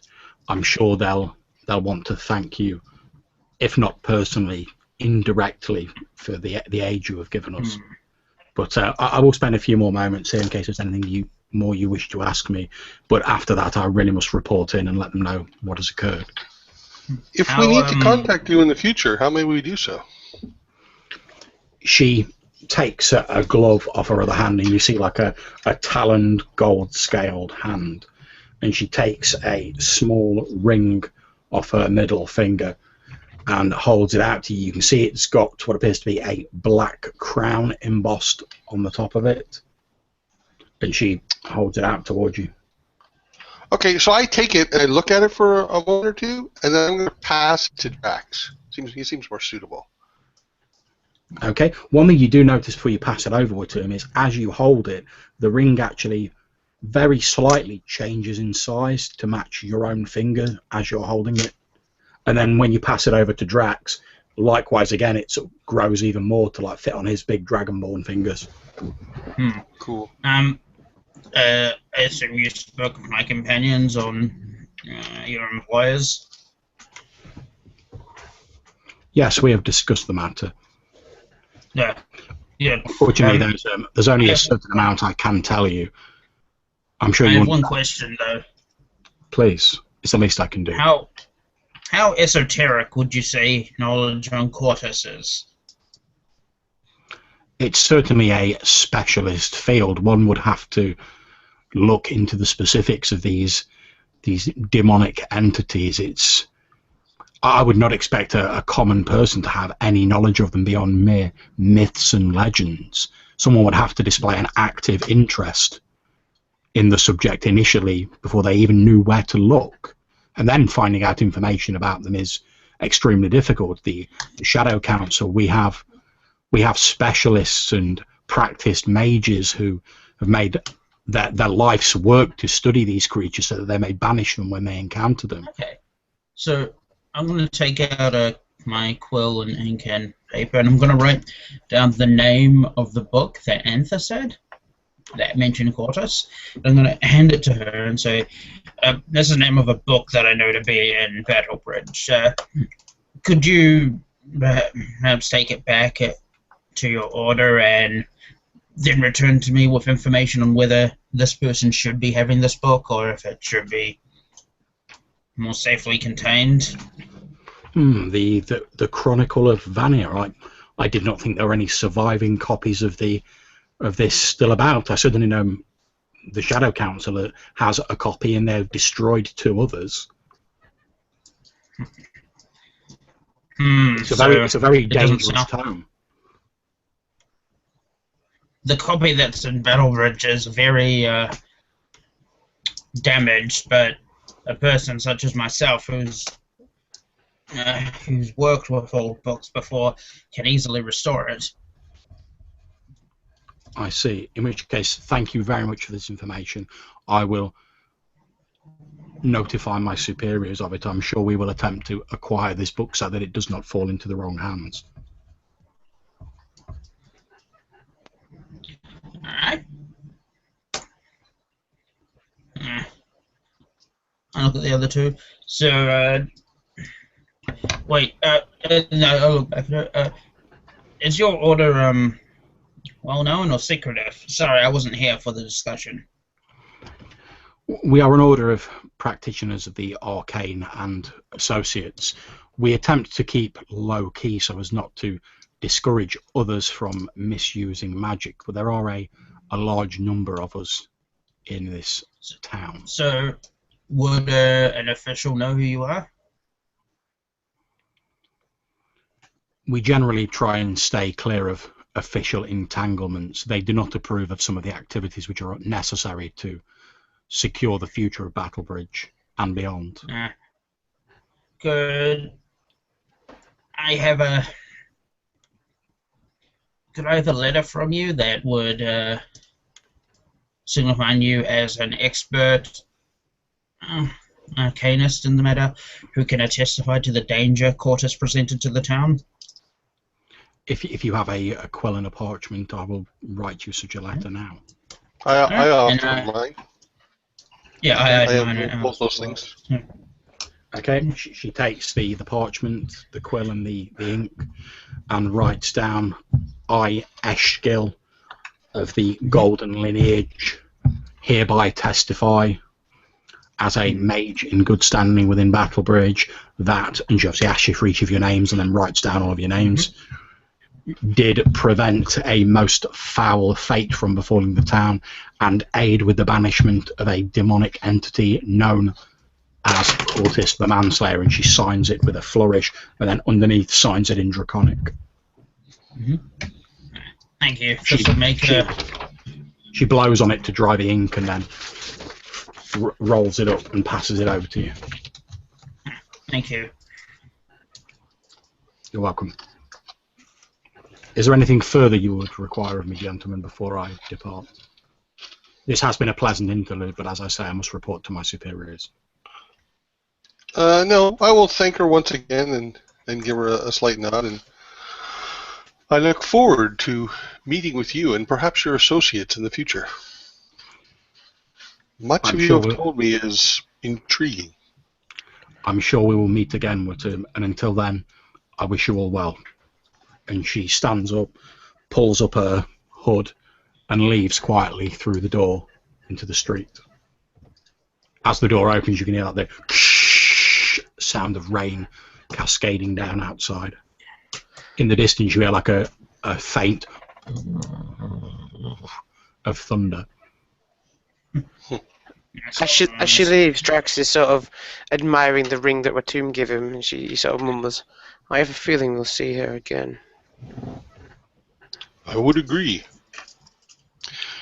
We have done well today, my friends. We have accomplished a very important task and saved perhaps many lives. I look around at like the townsfolk and just the general populace in here. While you're looking around, Watum, can you please make me a perception roll? Oh, doubtful. No. Okay, that's fine. Are you seeing these rolls? Yeah. You look around, you can see since it's fairly early morning, it's quite quiet in here. There's a few people milling about, having a few drinks. Okay. Nothing untoward. So anyway, I just looked around as like part of my little diatribe, and I suggest the weather outside seems poorly suitable for travel. I suggest we enjoy what we have accomplished today. Spend the rest of the day in ease and comfort, and then tomorrow proceed to this Church of Abraham and inquire about this red-haired female and her similar-looking wand. That's a good idea, although it is. I'm probably going to head back to the guardhouse and tell them what happened to their member. Okay, as you guys are saying this, the half-elf behind the bar Finnan walks over to your table and he gives a slight sorry gentlemen, I don't mean to disturb you, I can see you're deep in conversation, but we do have the matter of the bill for your stay to settle. I don't mean to press you, I'm sure you're good for it, but of course. What amount is owed to you? Well, let me see. Yourself, sir, yourself and your companion, he points at Drax, you were staying in the standard rooms, so that would be 5 silver pieces each for the two of you, and your half-orc associate was staying in one of the luxury rooms, so that would be... Oh, my apologies, sir. Which one of your companions was it who was staying in the luxury rooms? Sorry, it's been... Avastar, I think. Yeah, Avastar and Watum were in the luxury ones. Yes, that's right. I'm sorry, sir. We've had that many people staying in rooms. I'm getting a little turned around. I had a halfling as well trying to stiff me on his bill earlier on today, and it got a little bit unpleasant. So it's been a bit of a frantic morning for me. I do beg your indulgence for this. Yes. So for your friend Watum, it would be the 8 silver pieces, one of the luxury room. 8 silver pieces for your friend Avastar, who, although he disappeared pretty quickly upstairs before I could come over. Is he all right? He's looking a little bit. You may want to collect the bill when he's feeling better. He's good for it. He's just a bit under the weather. Okay. He has recently learned a very valuable lesson. Oh well, I won't ask any more, sir. I don't wish to pry into your private business, but yes, it'll be 8 silver pieces from yourself, Mr. Watum, and then 8 silver pieces from Avastar when he's feeling better, and 5 silver pieces from Audius and your Dragonborn friend here.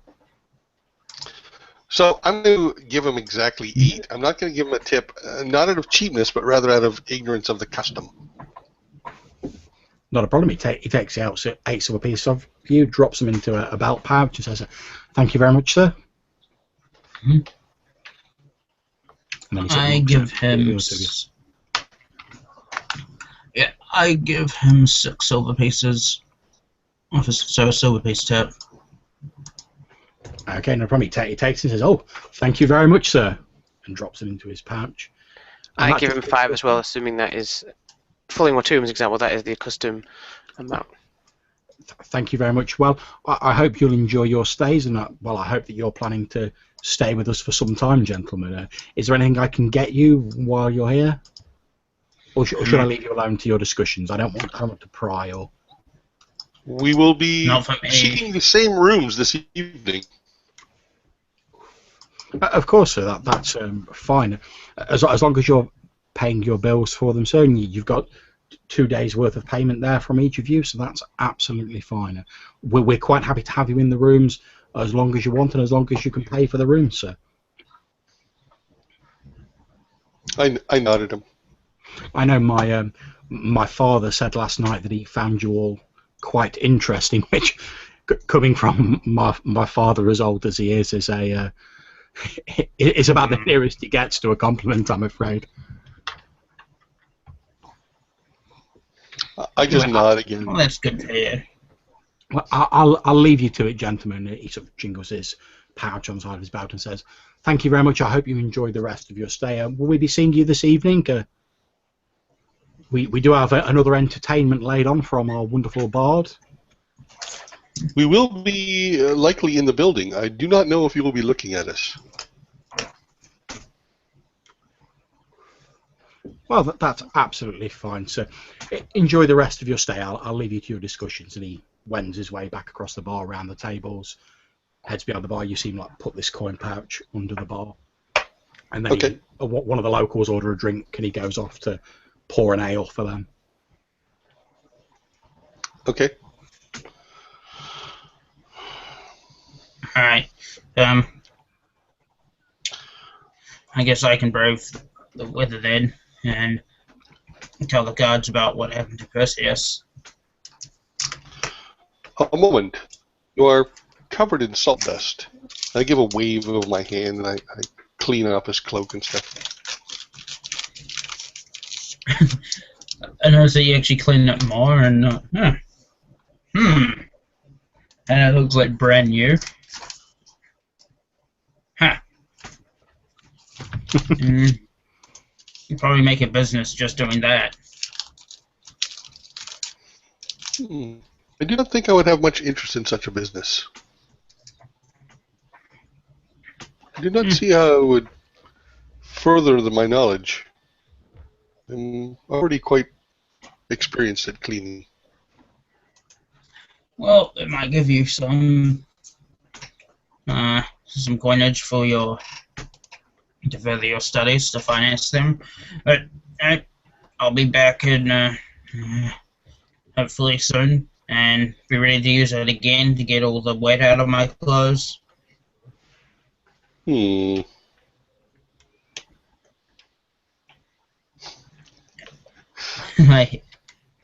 head out to the guardhouse. Okay, not a problem.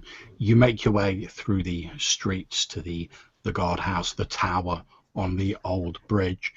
As you get there, you can see that there's a bit of commotion. A few locals have obviously gone to the guardhouse to report that someone's been killed. You can see Aldous is stood there and he's like, right, everyone, stay calm. I'm going to take statements from all of you.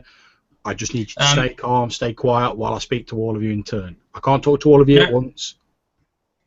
Aldous, I've already solved it. It's fine. Oh, excellent. He says, you lot, come. Step aside, let him through. This is guard business. And he sort of gestures come through. So yeah, I'll kind of take Aldous aside and I'll briefly run him through what happened. Okay, not a problem. Perseus will be fine, right? Here, he was doing it under the influence of possession. Wow, he says, problem is difficult to prove, isn't it? I mean, all we've really got, I mean, I believe you, don't get me wrong, because I saw that kid and that, but all I've got's your word about it, really. Don't worry, though, we look after our own. I produce a piece of paper that the Dragonborn granted me. I have this is some evidence that from an arcanist that shows Kortis is indeed a dangerous entity. Perhaps run some credits to your claims. Well, that all seems to be above board. And you say you've taken care of this this graffiti business as well. No more graffiti. Oh, excellent. Well, I suppose I best go and see if I can squeeze some payment out of the bursar for you then. But before I go up and speak to him, on the level, just tell me, how much did he actually promise to pay you? I know what he's like. He'll try and shave some off the side. So I just want you to tell me now, how much did he offer you? I tell him the amount, which I believe was 5 gold for each, then 5 gold upon completion. That's correct. He says, well, I just didn't want him to try and skim off the top and you to think that I'm trying to cheat. As far as I'm concerned, if you dealt with that matter, you deserve every gold piece of that payment. And he says, just wait here, he said, you lot, clear out, it's all been dealt with. It's all been dealt with. Go back to your homes, there's nothing to see here. And people slowly sort of start dispersing. He said, I'll be right back, I'm just going to get your money. And he disappears back inside. So... well, while I'm like waiting there, I suddenly get I go to his desk and I take like a piece of parchment and I get my own quill and ink out, and I wrote like a kind of like an advertisement for my services, and I place it on. I pin it up on their board. Yep, I can. No problem. So it's just like. And the idea of the advertisement is just it's phrased so when there's something like weird, like random graffiti of the same person, it might have something to do with the mystical significance of Battle Bridge. So you definitely need an arcane expert. Okay. Or Audius. Oh, talk with Kortis, inquire at the common sword. Okay, no problems. You pin that up. As you've finished pinning that up, Aldis comes walking back down and he says, right, here you go. Apparently you all had 5 gold in advance and it's another 5 for you on completion. So he goes, 4 of you. He goes, right, there you go. And he hands you a pouch with 20 gold pieces in it. Thanks. Well, no worries. He says, to be honest, it's nice to have a little bit of extra help. I mean, well, you know our wages ain't that great, and it's a bit of a hazardous occupation, so people ain't exactly queuing up to be members of the guard. You know what I mean? Yeah, I hear you. That's why I just read the advertisement. Just put that up, so if any of you guys know if you need help. He leans in. He says, just a reminder. He says, and he leans quite close. So he's almost like you can feel his like breath on your ear. He's like whispering into your ear and says, "There was one other thing. Well, I was putting Perseus down in his like quarters. As you can imagine, he's quite shaken up. So I've put him to bed. As he was like mumbling. And he seemed to be like he was dazed or he wasn't quite with it. And he was mumbling something about a pale orc and something about a deal. I didn't really understand it, but he the last thing he did before he passed out, I think it was from exhaustion, poor fella, but the last thing he did before he fell asleep was he made me promise that I'd mention it to you. Interesting. You see, the thing possessing his body was a creature of lies and deceit. So he kept making lies to me. He lied to Drax about his family. He made all sorts of lies for probably an attempt to get us to release him so he could wreak his havoc on the town. I hope it hasn't shaken Perseus up too much. I honestly can't tell. I mean, I'm hoping he'll be better once he's woke up and he's had a bit of rest, but he was quite shook up. Does the name Thaddeus mean anything to you?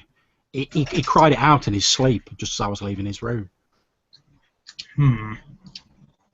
And all this time I'm just thinking, oh, that crafty Kortis. Not actually suspecting that any of this could be real. Now it's like I'm beginning to kind of doubt that. Yes, Thaddeus was an old. The only Thaddeus I knew was a leader of a band of orcs that just well before our time. Wow. Listed it's orcs, we ain't got anything to worry about. I mean, we're far away from the mountains here, so. Well, anyway, and he shakes your hand. He says, well, I can't tell you how much it sets my mind at rest to know there's, like, good civic-minded people like yourselves in the town of Battlebridge. Most people hereabouts are just trying to grab anything they can get, you know. No mind of what it costs other people or civic pride in the town. All places going to the dogs, if you ask me.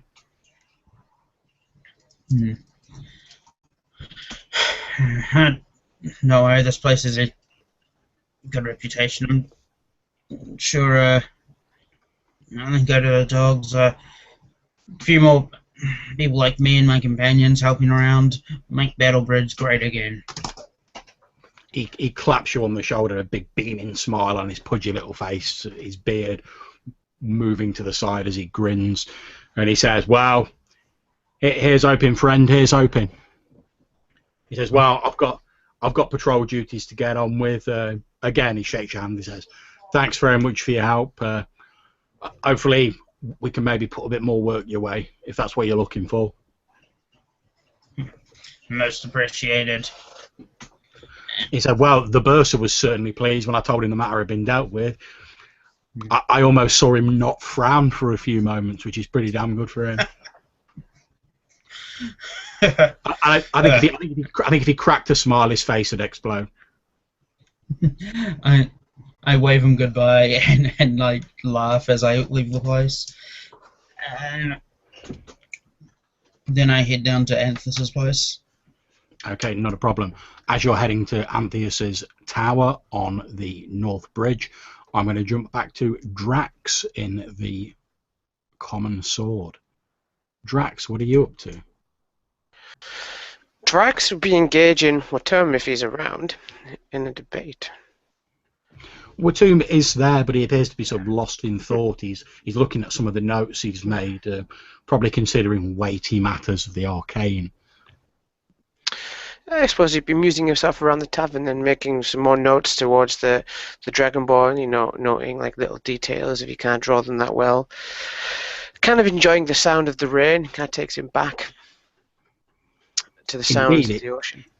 Indeed, it's pattering rhythmically. You hear another rumble of thunder in the distance, sounding a little bit nearer this time. Drax storms, and you know the kind of almost fear it presents in people. It kind of makes him smile a little bit because it reminds him of, you know, the kind of when the first time he came to the sanctuary of the deity he now follows. It's quite a frightening place to behold, but at the same time, it's a welcoming place to those who are worthy to enter. Indeed, it is. As you're sat there, Watum's sort of looking over his notes, and you sort of looking around, enjoying this sanctuary, if you will. The door opens with a loud creak, and a familiar-looking female figure enters. You recognise the bard who was playing the previous evening, the flirtatious human woman. She walks in, although you can see that she's wearing still like quite a nice gown. She's soaked through. She comes in. However, you notice as she walks in, she looks quite distraught, and she heads straight over to the bar and engages Finnan in a hushed conversation. I give Watum a knowing look in the direction of the bar. She is quite touching. I say, not getting his meaning at all. She looks like she is distressed. Watum. Should we investigate? It looks like a private discussion, but... You see Finnan, and you hear him. He's not quite as subtle as Sophia. He points at the door through to the staff quarters, and he says, "Yes, my father's just in there. Go on through." And she sort of wrings his hands, gives him like a kiss on the forehead, and says, "Oh, thank you, Finnan. Thank you." And she sweeps off through this door to the staff quarters. Perhaps we could speak to her when she is free to do so. I do not think we should interrupt their private conversation. Fair enough. Fair enough. So, Watum, you know things of the mystical arts. So you've said. Yes. Do you believe that this creature, whatever it was we have just sent back to wherever it came from, do you believe it has achieved its aim before we did so? I do not believe such creatures are ever truly satisfied. If they obtain one goal, they seek another and another. From what I know of them, they are all crazed with power and seek more and more of it for their own selfish purposes. Just for what I observed, the thing did not seem that distressed about being sent back. Almost bemused. Such creatures are immortal. They can afford to be patient and wait for their perception of vengeance. I just don't like the idea of us being used as a tool. I spent many young years used as nothing but an object. Now I find the idea distasteful. We were not. However, we experienced several other individuals who were. We have hopefully put an end to that. Take comfort in knowledge. I certainly hope that you are right. But just like there is a storm outside, there's no doubt more crises for us to put an end to. Indeed. Left a lot of trouble. I predict our future will be wrought with adventure. But I would have it no other way, for only through such experiences can one gain knowledge. You, for example, you had never heard of such a creature in this color and this type, and here you met one. It's true. That is but the second Dragonborn I have met in my life. Are there many of you about? There are, in fact, more than people would think, but we are spread thin. We have many colours, each coming from a central line, somewhere from the gifts experimentation. It's the first time I've seen a gold, but I have seen others. Indeed. Until a it's my few own generations ago, my people thought we were the only ones who had survived the Gith. The door from the staff quarters opens and you see the elf Brius Conmac, the owner of the common sword, walks out. He heads over to Finnan at the bar and says, Finnan,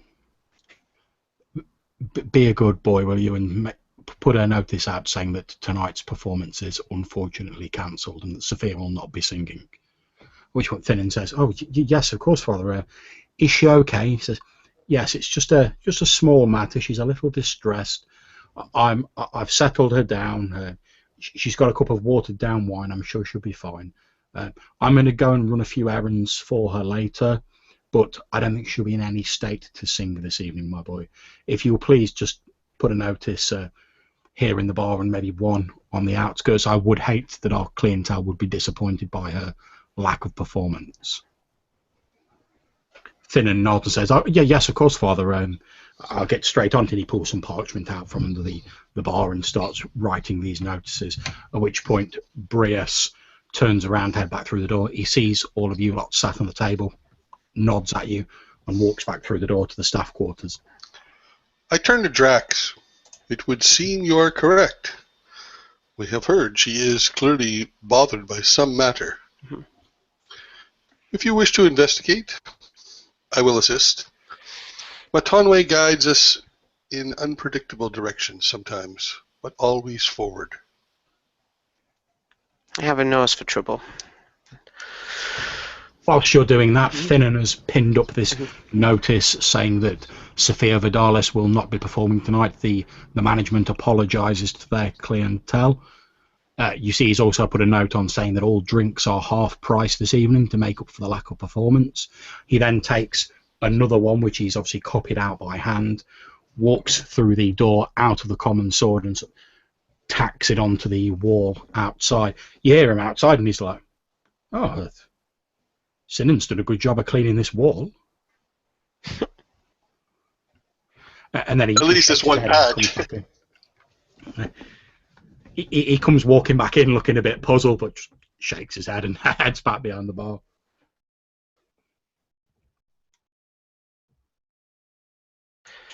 Drax will get himself up and go to the bar once he arrives there and try to catch his ear.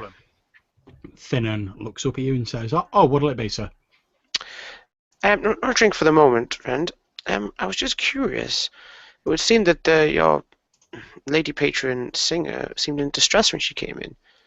Is there some kind of trouble? We have been, shall we say, voluntarily employed by the town to put ills at ease. He says, yeah, I didn't really get off of what the actual trouble was. She just said that she needed to speak to my father, and it was urgent. Said it was a family matter. So I knew he was in his quarters and just having a bit of a rest. So he did say that if she ever came to me in a state of distress, I was to show her straight through to his quarters. So that's what I did. I'm sorry, I can't really tell you any more, sir. Would it be? I'm not a frequenter of this place. Would it be against, I don't know, the etiquette of tavern to go and speak to your patron myself?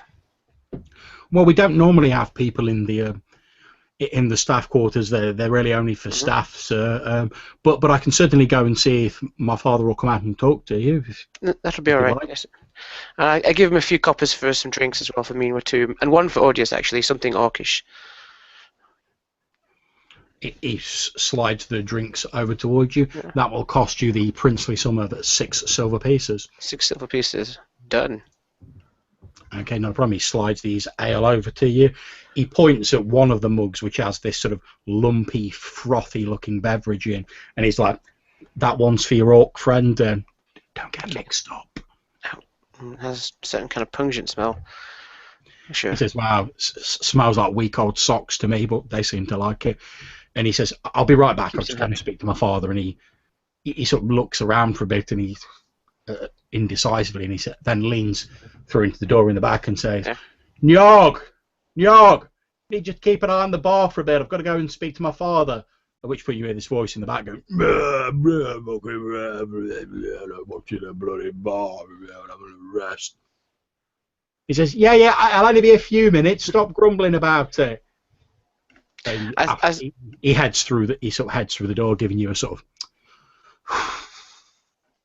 As I sit back down with Ratum, I kind of nod at the bar and said, sometimes you have to steer yourself into the storm to find the clearer path. Find one of his. A few moments later, the gruff-looking figure of Nyog, the orc, walks out, stands behind the bar, and goes, "Well, I'm supposed to be on my rest, wasn't I? It's not my shift behind the bar.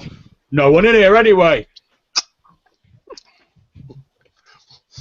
And he points at you.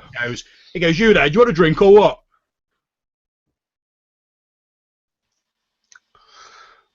Yeah, you with the scales. It's you I'm talking to. Oh yeah, sorry. I thought I bought the drinks, Judd. You have. They're on the bar in front of you. He's just okay. Goes, All right, okay. What? I've already got the drinks, my friend. Yeah, I'm asking if you want another one. I'm good for now. What are you standing at the bar for? Take your drinks, get back to your bloody table. Get out. I'll scoot them up. I thought I'd gone back. Sorry. You were literally just turning around, head away from the bar when he come out and was like, "Oi!" but he just sort of like nods and he's like, ugh.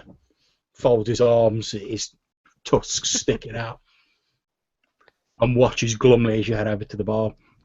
A few moments later, Finnan walks back out of the staff quarters and he says, "All right, Nyog, you can go and carry on getting a rest now." And he's like, "Oh, well, if it's all right with you, then I wouldn't want to think that I was like interfering with my like scheduled rest break."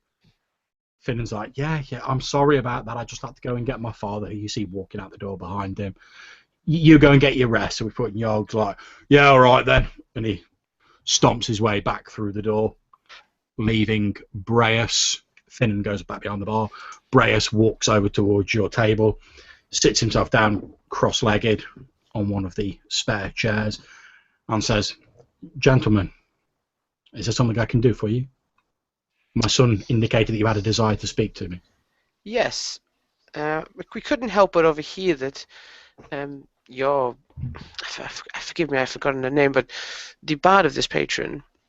Sophia came in quite distressed. Now, we have been hired through the town to do a little bit of kind of problem solving, and we wondered if there's anything we could do to help. Well, I don't wish to reveal one of my friend's secrets, but let's simply say that she has a troubled past. She was once in an unfortunate marriage of convenience that didn't end well, and occasionally she becomes distressed by the matter. When she first came to Battlebridge, she was running away from an unhappy marriage, and I gave her some honest work here at the Common Sword. She's done very well for herself since then, but on occasion she does become distressed thinking about her past, and I've said to her to regard me as a friend. If she ever does need a shoulder to cry on or an ear to speak into, that she should come here and ask Finnan to send her through to my quarters. It's the least I could do, considering that she works in the Common Sword on a regular basis for a very little fee. But what has distressed her so recently? If it is an old scar, shall we say? She saw someone who reminded her of her husband in Battlebridge. I'm sure it's nothing. We've had a couple of incidents like this before where she's seen someone who vaguely looked like her husband, and she's thought that he's come to take her back. And I've said to her, if she gets worried, not to lose her mind over the matter, simply to come here, calm down, take a rest. She's resting in my quarters at the moment. I'm sure once she's reflected on the matter and calmed down, she'll be fine. But I've asked my son to cancel tonight's performance. Simply, I wouldn't want her trying to perform in front of people when she's distressed. I'm sure it's nothing. Where did she see this person? She said she was in the marketplace on the North Bridge, and she saw him in the crowd. Now, I'm very fond of Sophia, but she's a very dramatic person, let's say. She saw this person from a distance through the market crowds. It's very easy to mistake people. I'm sure she was just mistaken, but it upset her something dreadful. And she's come back here. She'll calm down. I'm sure the situation will resolve itself. If she would not like us to check her home, perhaps, make sure that something is not amiss. I mean, forgive me, I'm not a native of this town, but the fact that you have spirits that seem to walk the streets at night means that this place is wholly a stranger to strange times. Well, yes, you're very right there, my friend. The town of Battlebridge, over its long history, has seen many strange events occur here. Many strange people are drawn to the streets of the town. That's why it's grown to such a large size, I suppose. Why, I remember it when it was just a very small trading post, a long time ago now. But yes, I've seen it change quite significantly since I first set up sticks here, as the humans say. Have you ever seen such things? People returning that have long since passed? Well, yeah, there are a number of more manifestations, if you wish to call them that, than you would expect in a normal town of this size. Mostly they're harmless. The one that does cause harm, the midnight patrol, as the locals have fancifully named it, only occurs at midnight. They ring the bells to let everyone know to get indoors. It's something we've grown used to living with, and very little harm comes to any of the locals. We all know to be indoors by midnight. Most of the taverns in the town allow people to take shelter in there until the clock tolls 1. It's largely a harmless phenomenon as long as you're not caught out on the streets at midnight. Like I say, it's something we've learnt to live with. Is that by chance what happened to her husband? Oh no, her husband's not a local to Battlebridge. As I say, she ran away from an unhappy marriage, and she, as with so many others, was drawn to the town, and she hoped to start a new life here. And I, in my small way, tried to help her with that. I like to think that one of the things about this town is it gives everyone a fresh start, and if I can help people in some small way have a good first step onto that road of a new life, well, I try to do my part. After all, life's far too long and far too dreary in most cases to not help people. What's the point of having a long lifespan if you can't help other people? It's a very noble way of thinking. If you think the matter does not require attention, then I will let it drop. But we were just waiting for our companion to return. We could have investigated if that would have been helpful. Well, you're more than welcome to head to the North Bridge Market, although I would advise you to keep an eye on your coin purse if you're going there. It's not quite the upscale shops that you would be used to on the old bridge. It's a little bit more. I don't wish to use the word seedy. Mm-hmm. Unnecessarily, but like I said, I'd keep an eye on your coin purse. You're more than welcome to go there, although I dare say she didn't come straight here. I've no idea if this person who bears a resemblance to Rathan is still there, but you're more than welcome to go and have a look. I'll be keeping Sophia here until she calms down. I dare say I'll walk her back to her own abode once she's calmed down. Okay, so Drax will indicate... Maybe when this rain lets off a little bit. He'll indicate to Watum to see what he thinks. He kind of like opens the floor. What do you think of a strange phenomenon? Clearly the woman has a problematic past, but can that not be said of all of us? If she makes an appearance and you wish to offer her aid, I will assist you. But perhaps she seeks to solve this on her own.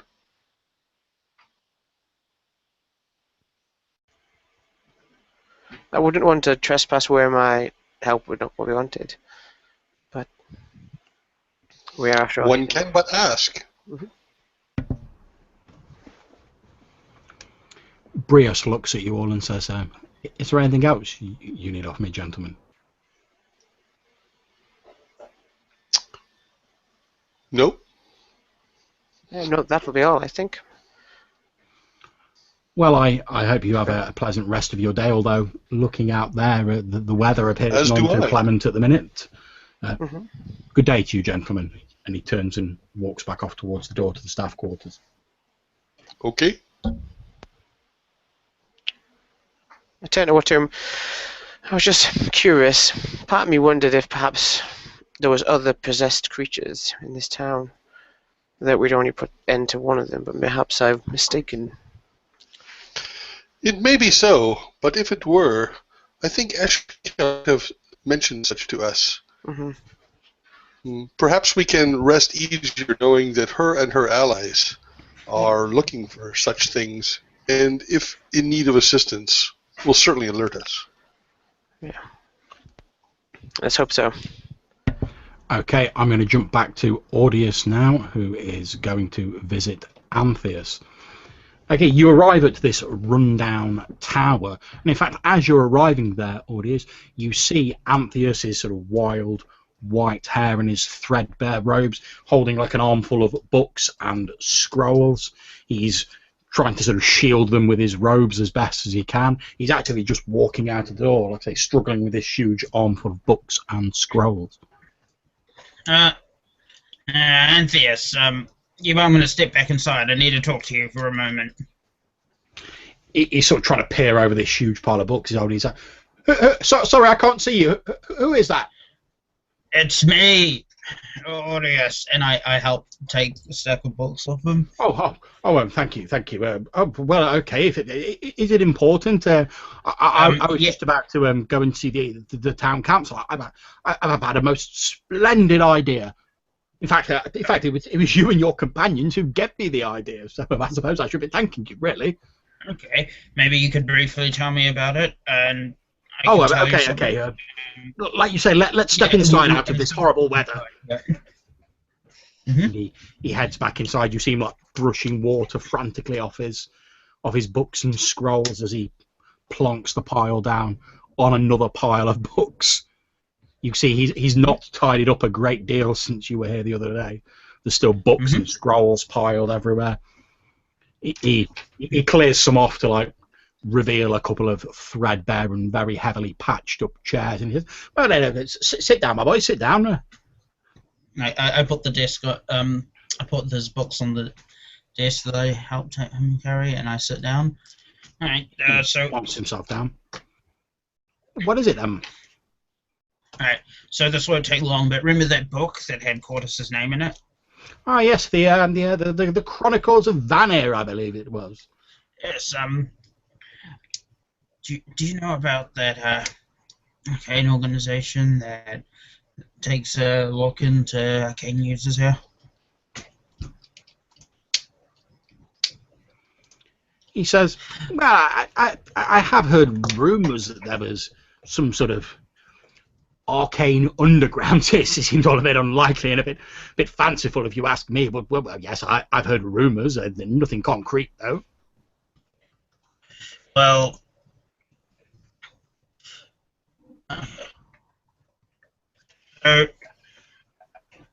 fortunately, it is true, and I met one of these people.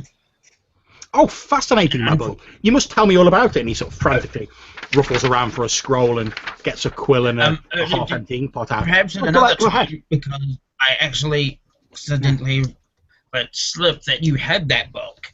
And she mentioned she was going to go back to her masters, and they were going to send someone to come here and acquire it from you. Well, I don't know if I'd be able to put a price on it. I'm not really looking to sell it, to be honest. But that's the thing. These people move and operate in the underground, and they use they might use violence. But don't worry, this is my fault for letting slip this information. So I have figured out a way to get you out of this. Oh, please, my boy. Remember how you said that I restored some of the pages for you?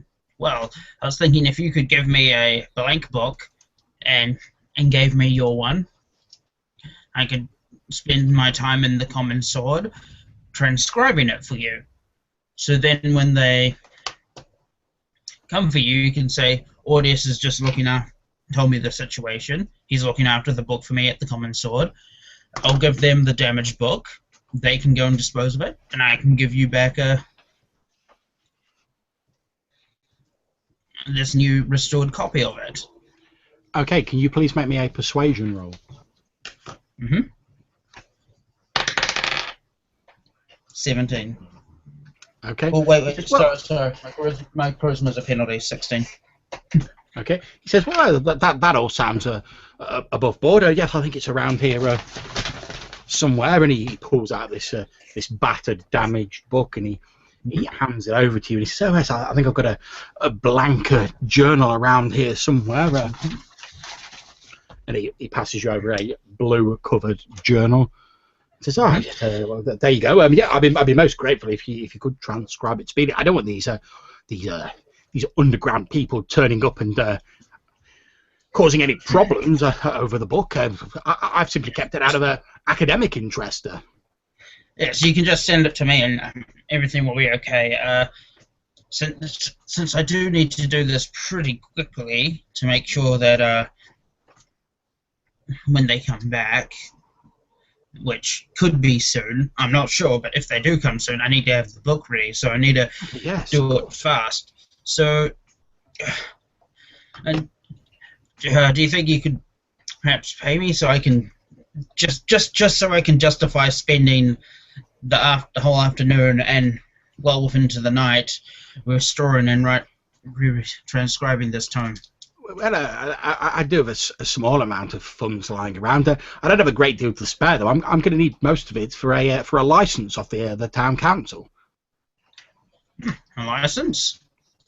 Oh yes, that was my idea. I was going to tell you about. Splendid idea, your friend when he was here, he mentioned that he'd not seen an official place for those of the arcane persuasion to gather, compare notes, etc. And it occurred to me that it'd be a marvelous idea to perhaps put my own tower to use for it. You see, since unfortunately, I'm a man of small means. I don't really have the funds necessary for the upkeep for this tower. I'm sure you can see it's looking a little bit sorry for itself. The roof's leaking in several places. The stonework needs patching up.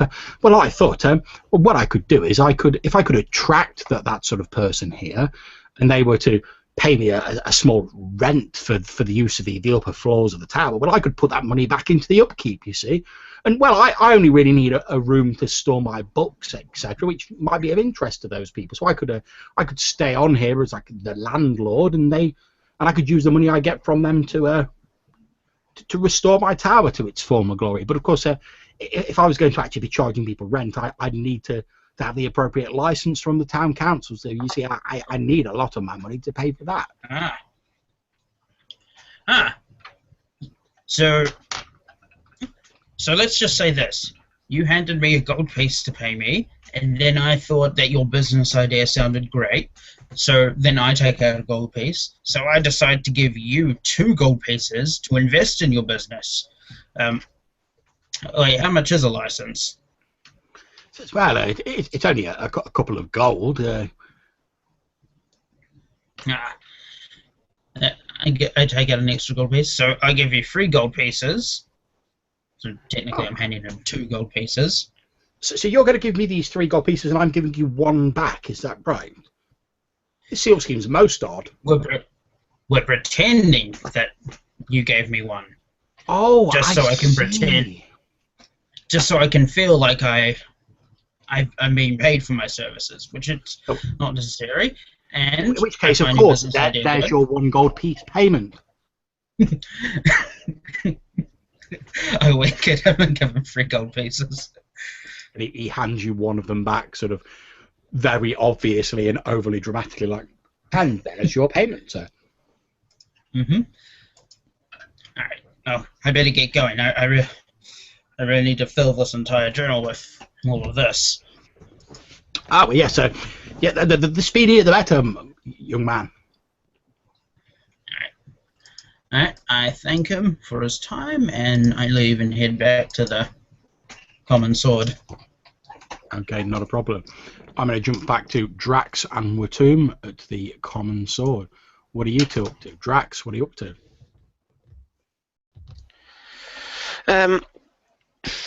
Drax, I don't know how much time has passed since.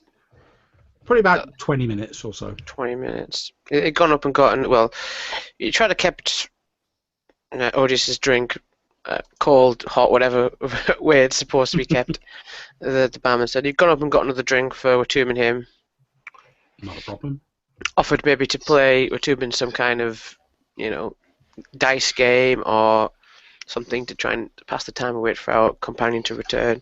Check on Alvastar, make sure that he's okay.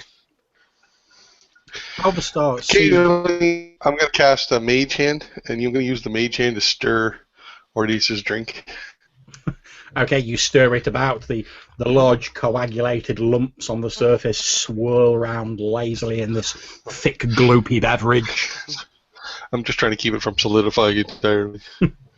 Probably a wise course of action. And you indeed stir it around with your mage hand. You quickly nip up to see Avastar Drax. He still appears a little bit shaken up, although he's steadily sort of getting himself together. He looks at you and says he thinks he's just going to turn in for the evening. Mm-hmm. And hopefully he'll be feeling a little bit less shaken up in the morning. So when I come back down, I'm going to see what patrons are in the room. See who's made it in the storm. I guess the storm's still outside. Yeah, the storm is raging outside. Indeed, as you come back down the stairs are illuminated by a flash of lightning outside. You can hear the rain is a good deal more heavy, beating down on the roof of the Common Sword now. As you head down, you can see a few people have come in to take shelter from the rain. There's the mix of merchants. You can hear one of the people who's coming in, looks quite well dressed, but they've got like a travelling cloak thrown over them. Walks in and says, "Well, I hope this rain lets up soon. I've got to get out. I've got this big list of things I need to get for my mistress." And he's just chatting with some of the other locals in there. He's like, "Oh, well, I'm never going to get all these things for the ball for my mistress if the weather doesn't let up soon." The storm is pretty fierce. Actually, speaking of the storm, is there anything about it, John, that in my experience would be unnatural? Like, is it in my travels? Is this some? Is this just as far as I know a standard storm, or is there something malign about it, being of a clerical persuasion? Can you make me a nature roll? A nature roll? Ooh. Now I'm getting nervous. I'll go get a dice out. Nature isn't my strong point, but let's give it a shot. 6, just on the die. The rain is definitely wet. I don't know whatever you've said there, John, but you've gone completely muted to me. It's a completely natural heavy storm as far as you can see. Okay. It's quite inconvenient, but there doesn't appear anything obviously supernatural about it. So I'll return to a tomb. Okay, he's still sort of magically stirring the drink around. Yeah, I'm looking around, occasionally making notes. I also, from time to time, will study my pendant, which has an active eyeball in it that doesn't do anything that I'm aware of, other than it looks around and it blinks. So I'm going to, again, study it for the millionth time, trying to ascertain its purpose. And indeed, it is looking around and blinking at people, seemingly randomly, not causing any harm, but you stare into the slightly cloudy surface of it as this eye turns around occasionally, blinking. The door opens, there's a loud as you hear the rain outside, and a small figure wearing a cloak walks in, throws back his hood. You can see it's a narrow-faced halfling, blonde hair, blue eyes, wearing some sort of leather jerkin under his cloak. He walks up to the bar. You see Finnan at the bar raise his eyebrows. The halfling reaches up to the bar, slaps down 2 gold pieces on the bar, and he goes, "There you go. I told you I'd get the money for my stay." At which point Finnan says, "Well, there was no need to cause all that commotion earlier, sir. It's my job to ask for the money." And he's like, Yeah, sorry about that. I had some business that I needed to deal with, and I couldn't really be delayed. No hard feelings, and he puts a couple of silver pieces on the bar. He goes, I'll tell you what, get yourself a drink to make up for it. No harm done, eh? Which Finley says, oh, well, thank you very much. I can't really drink while I'm on duty, but I'll have one later. Thanks very much, sir. He's like, yeah, no problems. See you later. Turns around, pulls up his hood, heads back to the door, opens it again. And he heads out into the storm. Watum and Drax, can you please make me perception rolls? Oh, not likely.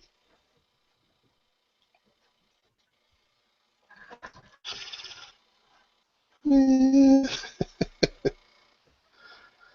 12. Highest I rolled today. Okay, and what's your final total, Drax? You're on mute, Drax. Oh, sorry, 10. Okay, not a problem.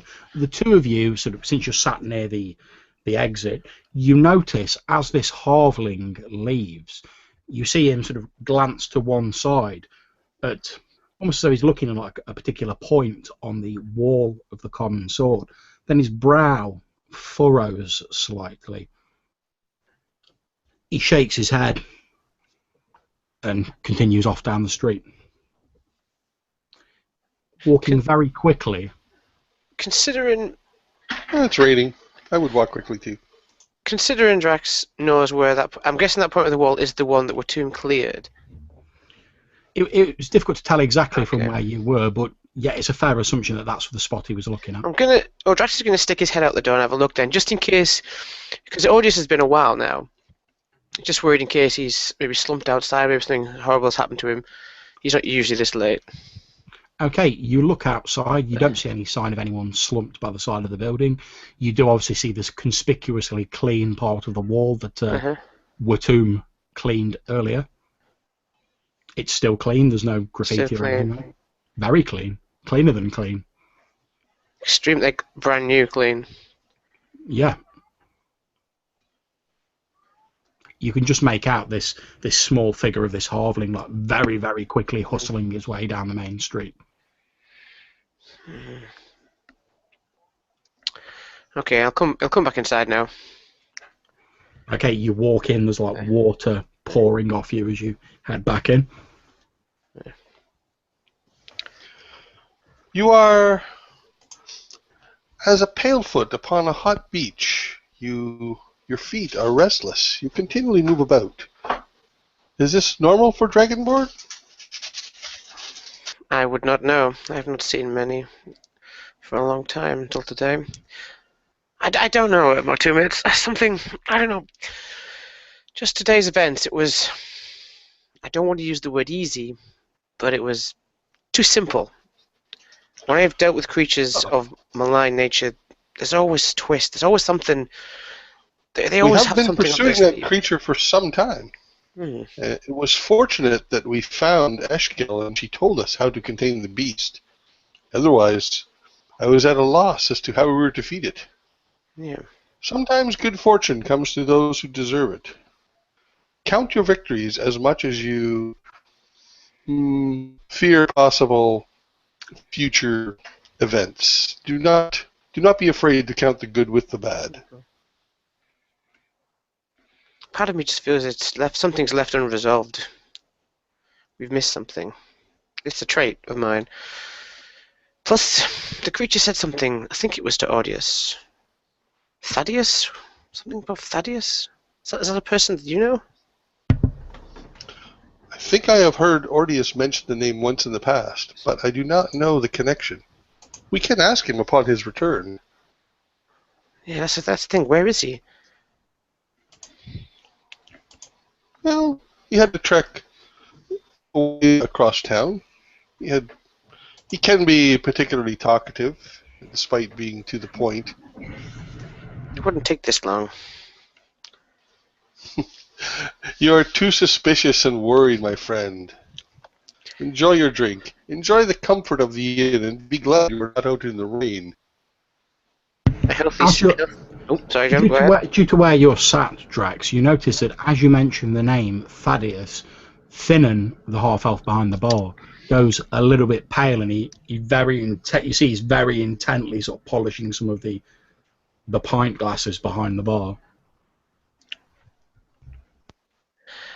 Drax will begin to walk towards the bar, saying to her too, "Suspicion is sometimes the only thing that saves a man."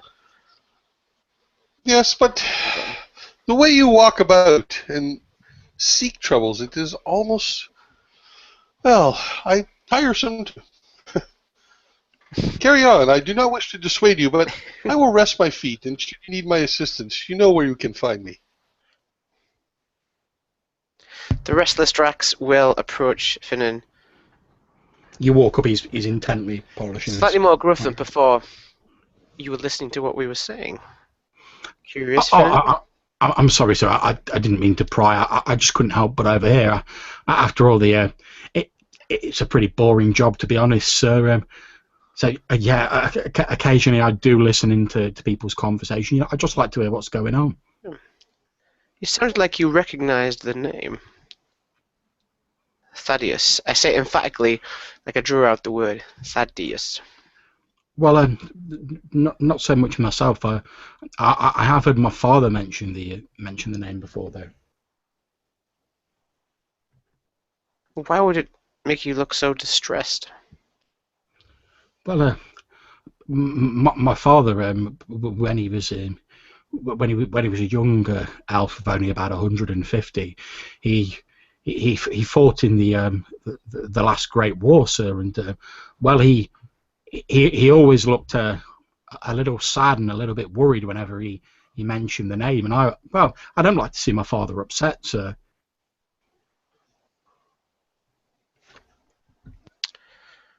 So Drax is a little confused now. So you're saying, even though it's been hundreds of years, the mere mentioning of this name brings him sadness. Were they friends? Lovers? He frowned slightly and says, I don't think so, sir. No, whenever I heard my father talk about it, I got the feeling he was someone that maybe my father had crossed swords with in the past.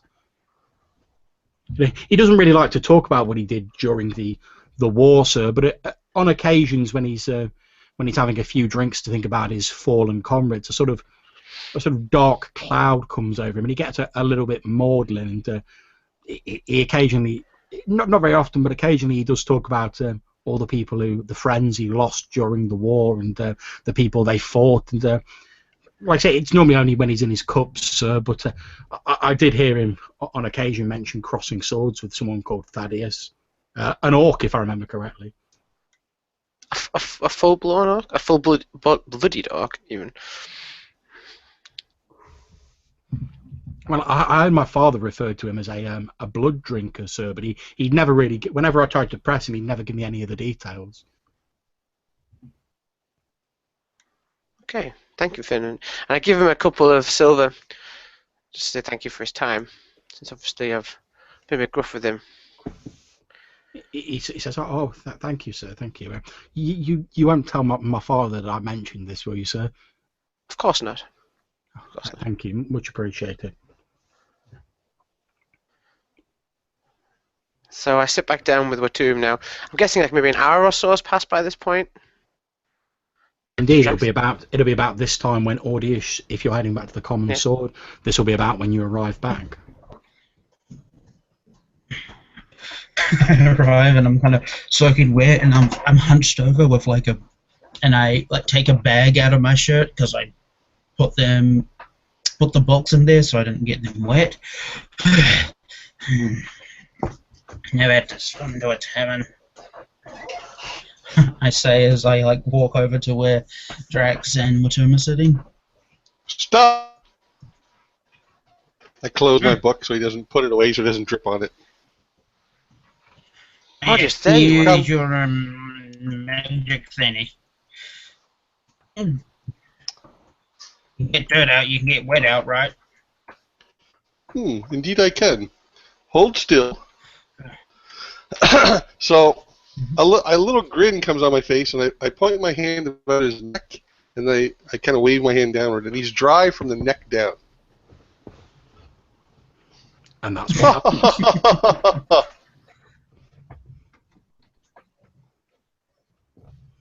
happens.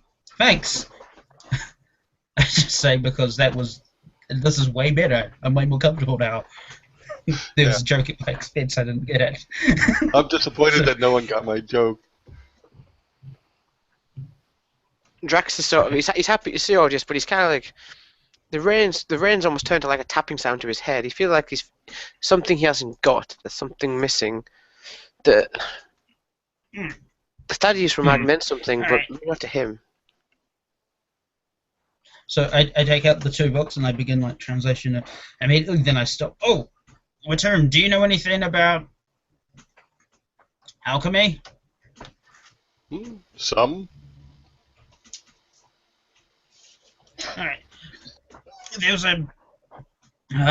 over 5 years ago. I stayed at an inn at it's rumored to be owned by a very talented alchemist, and well, let's just say I managed to find a recipe that seems to be in some sort of cipher that I can't decode. Thought you might like to have a crack at it. I will read it if you wish. So I give you like a single, like kind of crisp piece of paper that's got like lots of odd writing on it. You see, Drax, you need not always seek out mysteries.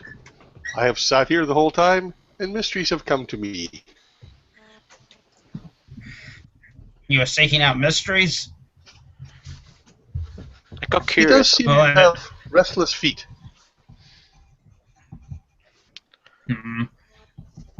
I do not dwell still well. I'd like to be doing something rather than waiting for it to come at me. I can see that. There's nothing I like more than a good mystery, to be honest. But I think today we're just gonna follow a terms advice and sit in. The storm is getting pretty tense out there. Has it actually got any closer to the actual inn, John? As it just stayed this? Like, is it a storm moving across the inn? Like in terms of the. It appears to be a storm that's slowly rolling over Battlebridge. Uh-huh.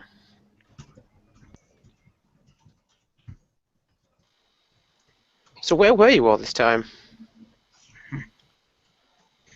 I went to the garden. Oh, right. And I hand out 5 pieces of gold to the 2 of you. And I give another 5 to Wittem. Give that to Everstone when you see him. You're both in the fancy rooms. Alright. I went to get the who takes the gold, and I went to see Anthos about that book. Make sure that he wouldn't. Not just mystery comes to you, but treasure as well, I say, gesturing to the coins. Scoop them up.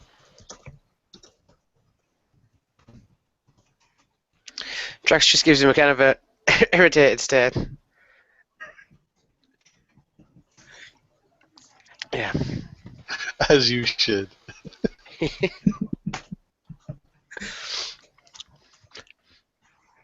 was getting worried. It's fierce out there, Audius. Who knows if we've put to bed everything that creature was up to? Oh, we certainly haven't. Okay, Watu, looking at this recipe that Audius has given you, it appears to be written in some form of cipher or code. Okay. You can attempt to break the code if you wish. Yeah, I will do so. So I'm going to get a separate piece of paper, and I'm like looking at the code and making little notes, and looking at the code and making little notes, trying to recognize patterns and determine words and stuff, and break this code. So okay, not a problem. Make me a roll for that. I would accept either law or investigation, or if you have an alternative that you want to suggest. Yeah, okay, investigation's fine. which is intelligence. Okay, +5. Oh, 25, the highest I could get. Okay, to someone of your analytical mind who is guided by the will of fate, it seems simplicity itself to solve this cipher. Indeed, it appears as though the cipher was done in a hurry, so it's a little more simple to solve than you would expect. As you look at it, it appears to be a recipe for some form of salve or potion that one would use to mask their presence from, and it refers to it in the recipe as those who do not breathe.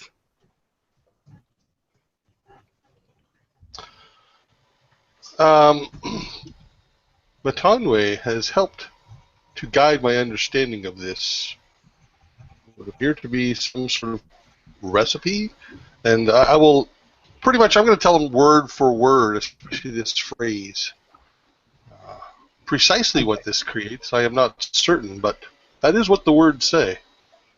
He reads this out to you, and it is a potion to mask one's presence from those who walk and yet do not breathe. There's a list of fanciful ingredients, some of which are fairly common. There's some odd ones on there, like grave dirt from a hanged man, etc. Walk but do not breathe. You suppose this refers to the goats which make their nightly patrol? Could. Maybe if we were to make this thing, we could investigate them. Ha! That'll be interesting. If this is a rare recipe, we might be the first people to actually be able to go outside at midnight. I say that quietly. Good idea. Glad you found this recipe before I was caught outside. If you wish, I will attempt to make it. However, you shall be the one to test it, not I. Okay, despite you trying to sort of lower your voice a bit when you say go outside at midnight, you do notice a few of the locals who are sat about, because you're obviously in your quite gruff sort of bellicose manner. A few of the locals sort of turn around and like, yeah, one of them go, oh, you don't want to do that. Yeah, someone should tell Amster.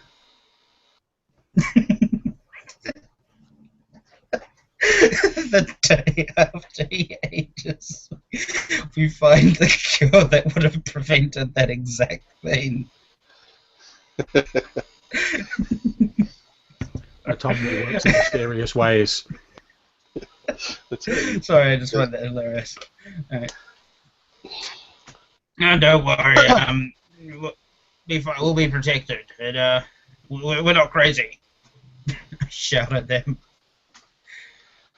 A couple of the locals, they just sort of, they're still shooting you sort of like slightly frightened glances, but they go back to their drinks and their hushed conversation. Again, outside there's another of thunder. In the corner of the recipe page, I'm just going to write a few letters, just as a sort of mnemonic reminder to me what this does. I don't know if it will be translated in the future. And then I'll hand it back to Ordius. So, how rare are these ingredients? I do not know. I have not made this before. A few seem common. Most do not seem quite so simple as merely visiting a supply shop. Well, I suppose if you could take note of the uncommon ones, we could simply try to keep an eye out. Okay, looking at it, Watum, you see that most of them are fairly sort of common herbs. You might have to go and barter a bit at the market to get to them. There's only really two ingredients that stand out as being particularly rare. One is the grave dirt from a hanged man, as mentioned previously, and the other is that apparently the mixture has to be stirred with the hand of a grief-stricken widow.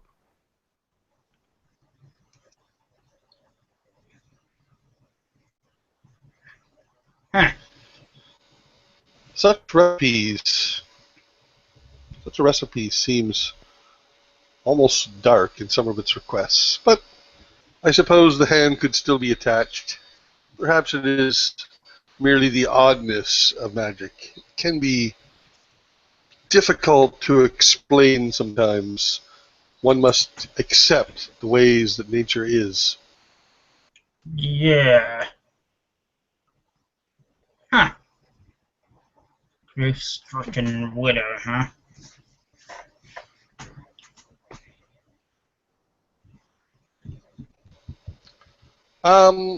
The town guards, I'm assuming they wear some sort of livery that identifies them as such. Indeed, they wear a blue and red livery. Are there any in the common store at the moment? You can indeed see there are a couple of guards. They're not ones you're personally familiar with, but they have taken shelter from the rain and they're stood propping up one end of the bar, one of them leaning, sort of facing into the room, the other facing towards the bar, drinking his beer. All right, so I'm going to approach one. I'm going to say, "Good sir, I am new to this town. Perhaps you could tell me what sort of crimes might result in one being hanged and where this would be done?" He looks at you and he says, "Well, that's a bit of an odd question, stranger. Do you mind if I ask why you want to know?" "I am some research and need the dirt from beneath the feet of such a man." The dirt? Oh, right, okay. Well, we don't have many hangings now. I mean, it's only for, like, capital crimes, you know, like murder. If someone had, like, mass murder, obviously. If someone had stolen, like, a vast amount of wealth or had burnt down a particularly important property, they might get hanged for it. When was the last such hanging in this town, and where would it have been? Oh, let's see, it would have been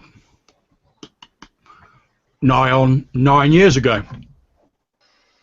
Could you direct me to such a gallows if they still exist? Well, yeah, obviously the town council don't really hold on doing such things in the actual town itself. There's a hill to the west of Battlebridge where they do such things.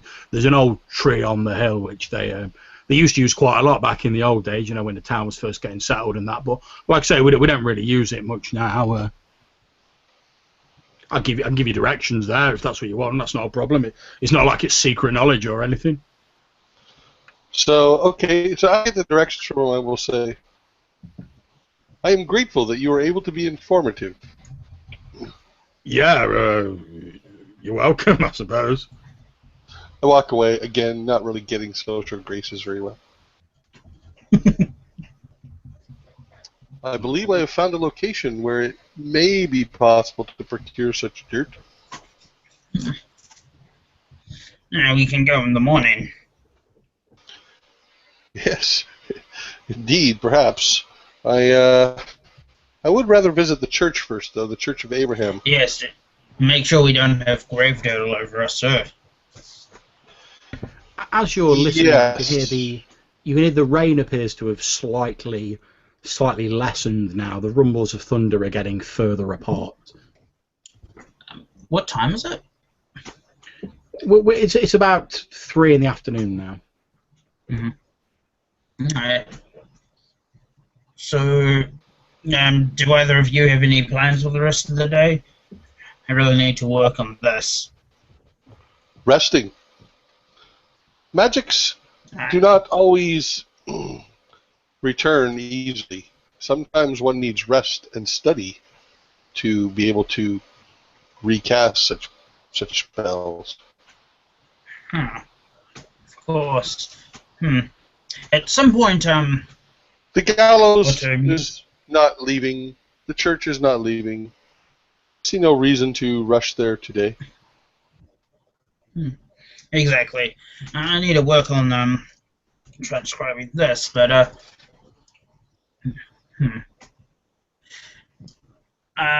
you think at some point over the course of time, do you think I could possibly learn that spell you used? It seems really helpful. Look at my dry coughs. Possibly. It would take some some training and some discipline on your part. It is certainly possible.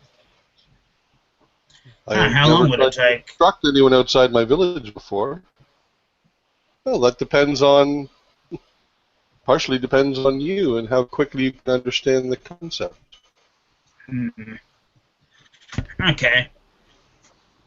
Whilst Okay, this now that conversation's going on, what's Drax up to? Drax was listening to the talk about this. He assumes it to be some kind of potion that lets someone move around unseen. He's not entirely sure about the particulars about it. But when the mention of something stared by a widow's hand, that kind of raised an eyebrow. He sort of looks back towards where the bard Sophia is staying. Not sure if there is a connection there, but kind of putting a note of it. Now that the storm's abated, he's kind of feeling like maybe he should go out. He doesn't like getting cooped up inside the tavern all day. But he hasn't decided where yet. The storm has now coincided to just like a light drizzle of rain that's just pattering gently on the roof of the common sword. You haven't heard a rumble of thunder for a number of minutes. I think I'm going to take a trip to the market. Does anyone want to come with? I think I'm gonna. Yes, I believe I will wait out the rain. We have had a successful day. I feel we have accomplished enough for today, but I understand the restless nature of your feet. Please, feel free to indulge yourself. I think I'll head into my room and just continue transcribing this. I am available for further assistance. You seem to have many pages there. Oh, do you want to help me? That'll be most helpful. Well, I do not know if desire is appropriate, but I will offer my assistance.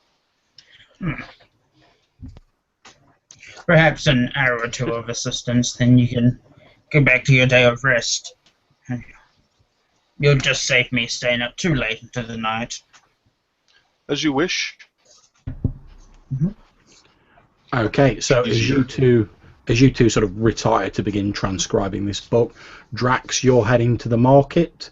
Are you heading to the slightly seedier market on the North Bridge, or the slightly more upscale market on the Old Bridge? The sort of more seedy market. The directions that he heard his elven friend give him. Just working on a hunch while you got nothing else to do at this present time. Okay, not a problem.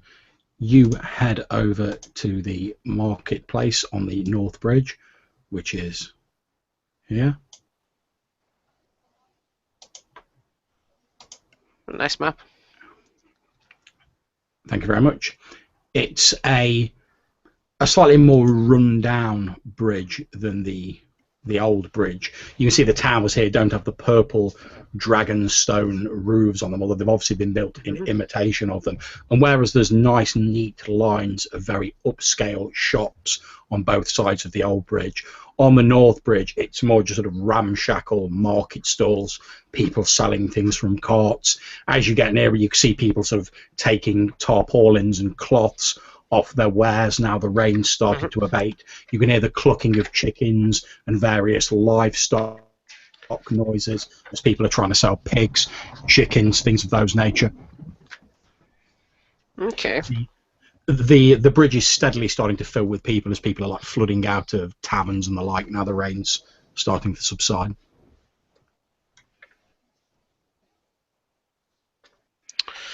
So what Drax is going to do, he's going to try and get to the point where he thought he was described, and he's going to add a hunch that perhaps something is connecting these events together, and it's just more of an inkling rather than a conclusion that he knows something's going. But since nothing is pressing at this time, he's going to act on it. So he's going to cast one of his prepared spells, which is detect good and evil, or evil and good, and sort of get a feel for what is in the market. He doesn't know if the spell can possibly detect things that's been like in the last few hours or so, or if the water would have affected matters. But if someone is following or observing, he's going to find out. Okay, not a problem. You cast your spell. Mm-hmm. You begin making your way across the market. Now, detect evil and good generally picks up things like aberrations, celestials, fiends, etc. within undead within 30 feet of you. So you're sort of mingling with the crowd and moving about. You don't see anything untowards. However, as you get near to the sort of the far end of the bridge, you're having to like push your way through this crowd. It's quite heaving now that the rain has abated almost entirely. You hear a voice at the far end of the bridge saying, "The Church of Abraham welcomes all into its embrace. All are welcome. Please come listen to the word of Abraham. All people of any faiths are welcome at our services. The great Lady Cassandra will be here for but scant few weeks. It's an opportunity not to be missed." There's a few people sort of gathered about listening to this preacher in white robes, sort of shaved head, human, talking away. Most people are just like ignoring him and getting on with their own business.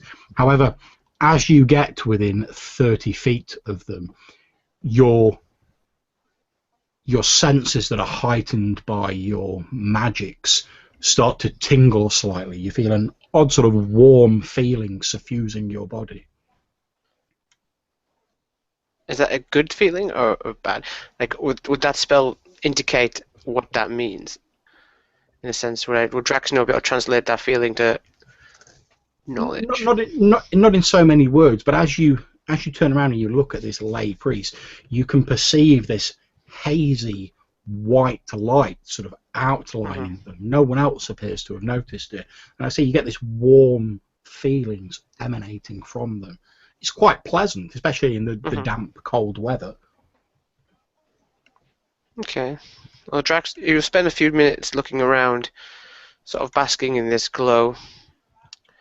Does Drax know if this religion is something that's common throughout the world that we're in, or is this more something local to Battle Bridge? Make me a religion roll. Ooh. And tell me what your final result is. Okay. So, 12 on the die. That's going to be 14. Okay, you know that the Church of Abraham is fairly widespread. Most pantheons, most religions in the world of Talov have some sort of like creator figure, or like an all-father, as the dwarves call him, a sort of figure that was responsible for creating the world and the rest of the deities. The Church of Abraham preaches that this figure is the same entity, despite the fact he's viewed differently throughout the different pantheons. So they have a very inclusive policy, because they believe that anyone who follows a different god is just following their own version of this one true divinity. But interpret it differently. Indeed, yeah. Okay. They believe it's different people looking through their own lens at the same thing and all perceiving something slightly differently, but it's still emanating from the same source. Jax will make a point of making sure that his holy symbol is proudly displayed, just in case anyone would like to indulge in another form of holy saviour. Okay, not a problem. As you draw a little bit closer, this priest in white robes turns to you and says, "Oh, my brother, have you heard the word of Abraham on this fine, life-giving morning as his blessed rains patter down on the cobbled streets of Battle Bridge?" I believe I hear a different voice to yours, but one that is of similar mind in aspects of trying to the gods wear many faces and many names, sir, but they all spring from the same wellspring. Quite, I'm sure you believe they do so. It does not matter to the Church of Abraham. If you do not mind me asking, sir, I can see you are a man of the faith. Is that not a symbol of Njord I see on you? It most certainly is. I'm glad to hear that his name has not been lost in this town. Of course, those of the Church of Abraham, although we believe that people perceive the divine differently, we make it our duty to study the many faces that the gods wear when they communicate with their followers. I'm sure that you do. Is your lady Cassandra, is it? Is she present in town at the moment? I heard. Ah, yes, we are most blessed that the priestess Cassandra has graced us with her presence for a few weeks. Unfortunately, she can only stay for 3 weeks. She has other business elsewhere. There are many temples that she would grace with her presence, but we are fortunate to have her here in Battlebridge for this short time and giving daily sermons at our humble temple. Does she take personal meetings? Why, she deems it a privilege to walk amongst people and talk to them as a friend, as a confidant. After all, what is the purpose of the divine if not to provide succor in times of need? That is good to hear. I have a friend that would like to speak with her on a personal matter, I think. If you do not mind, sir, would you object to me laying my hand on you, sir? Sure. At which point he reaches inside the folds of his robes and he takes out what looks very much like a cylindrical wand that has a piece of white crystal at each end of it, and he gently places it on your shoulder. Can you please roll me a d20? And just straight roll, just tell me what you get. Sure. 10. Okay, not a problem. As he lays this wand, not like he's striking you, just gently places it on your shoulder, you see the crystal at the end of it, like a dull white glow emanates from the center of the crystal. And he says, that proves it, my friend. You are indeed a man of faith. And he disappears this wand back into his robes. We would be most glad to see your presence at one of our services. It's all too rare in this cruel, cruel world to find people who are as strong in their faith as you obviously are, sir. Faith, in my experience, is hard won. But you do these people credit if you are truly offering them sanctuary. Indeed, nothing worth gaining, sir, was ever gained easily. Faith is like anything else. It is like the bricks and the mortar that one uses to build a house. If you build it securely and take a great deal of time and care over it, that house, that faith will shelter you from the storms. It will provide you with a place of warmth and safety. If, however, you throw something together distracted by other things, or you are not mindful of what you're doing, or you are weak in your faith, then that house will tumble around you and will provide you no shelter. And some people will turn to blame the bricks. They will blame the gods, the divine, and say that they have forsaken them. Whereas we would say that those who are not strong enough in faith to care for themselves and to truly work towards their faith, they reap what they sow, sir. That is nobly said. I cannot deny, although I do find it somewhat ironic that you preach about saving people in a town that is afraid to go out at night.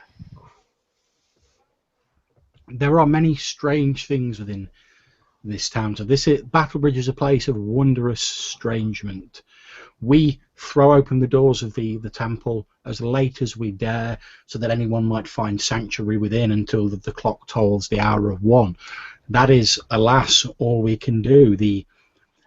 I did hear talk that there were priests of my order who attempted to lessen the effects of the manifestation that you discussed, but alas, we were able to do nothing, and a good few of our priests lost their lives in the attempt.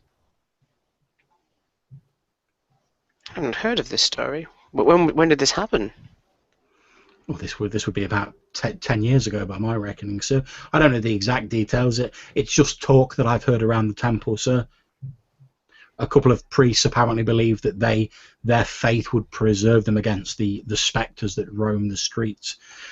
From what I've heard, when they found them in the morning, they were unfortunately quite wrong. Perhaps they were lacking in their faith. I don't know. I didn't know them personally, so. Okay. So Drax will thank him for his time, and say he'll drop by the temple, probably with his friend tomorrow. Hopefully he can beat this wondrous person himself. And he'll start moving back towards the tavern. But he'll keep his spell up if he can. I don't know how long it lasts for. You have to concentrate, but it lasts for up to 10 minutes. Okay. I'm sure I can concentrate. Okay, and you wend your way back to the Common Sword Tavern, where Watum and Audius are frantically scribing this book. I wouldn't say frantically. Well, I'm sure Watum's not frantically Audius doing it.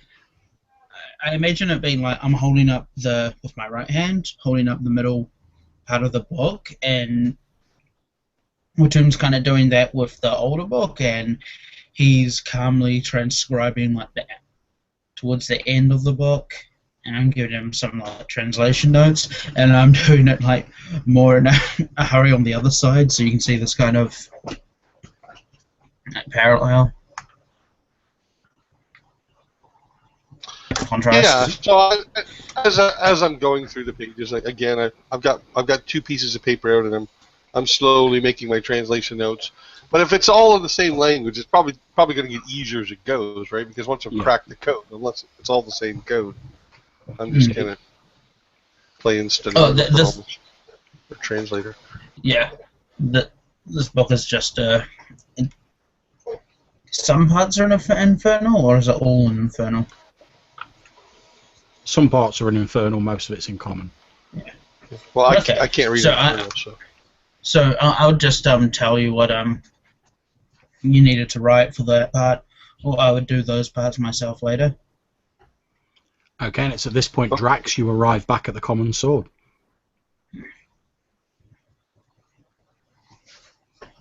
So I shake off the rain, somewhat bemused, but just kind of disgruntled. If he's like, he still feels like he's missing something, but he sits back down. You're back. How was the market? Free of any malign taint than I could tell. Although I did meet one of the Church of Abraham giving a sermon. I think I got us a meeting with the Cassandra and Cassandra. Cassandra. Cassandra, I was right the first time. Tomorrow. For I was there earlier. He already said we could meet him. All right. I didn't realize. Remember, I had to take. That had been done. Oh yeah. I hope you haven't double booked us, so we have to go to 2 meetings. I'm sure they will just see us the once. I hope you enjoyed your drink.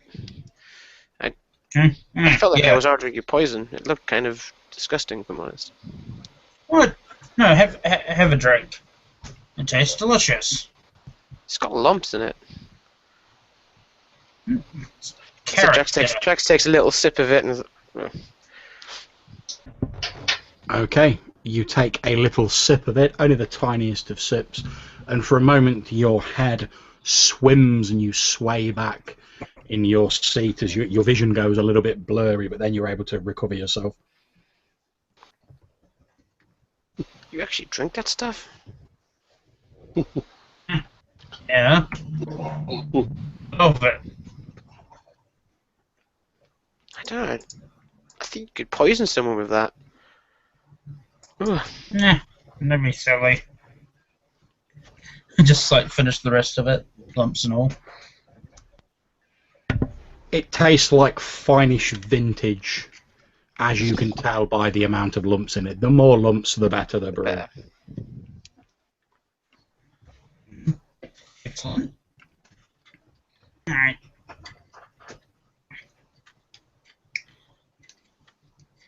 So I guess none of us are doing anything for the rest of the day, or No, I'm just I'll help you translate for several hours, and then I'm going to have some supper, and then I'm going to probably eventually study and go to bed. Okay. You've been translating for about an hour. When you hit... Are you sat in the main bar, or are you upstairs in your room? After an hour. If it's before supper, then I'll be outside. After supper, I'm probably going to go to my room. Yeah. Yep. Okay, it's shortly before supper. It's starting to get dark outside. Yeah. You're still transcribing. Drax is looking lost in thought when you hear a thunderous pounding at the door of the common sword. Isn't the door unlocked? Yeah. Okay. It sounds like someone's hammering on the other side of the door. Then you hear this gruff voice going, "Come out! I know you're in there, Sophia! Come out!" Okay. When he like pounds, I like skip with my pen, leaving a line of ink over the page. I stand up and I open the obviously unlocked and welcoming tavern doors. What do you want? You throw open the door and you're met by someone dressed in fancy, noble-looking attire, slightly damp from the rain. He has 4 burly men stood around him. As you open the door, he brings up a small rapier-like blade, points it at your face and says, "Where is my wife?" And that is where we end the session. Alright, cool. Okay. Thank you very much for playing, guys. I hope you all enjoyed the session. Apologies for the technical hitches at the start. Oh, well. Technical difficulties. So it just remains for me to say thank you for anyone who has watched this. Thank you guys for playing. I hope you've all enjoyed it. I've very much enjoyed running it. So unless anyone has anything they want to say in conclusion, I will end the broadcast. Just thank you for running it, John, as always. Yep. Okay. Bye. Take care, guys. We will see you all for the next session where we will find out what this miscreant hammering on the door wants. Take care. Bye-bye.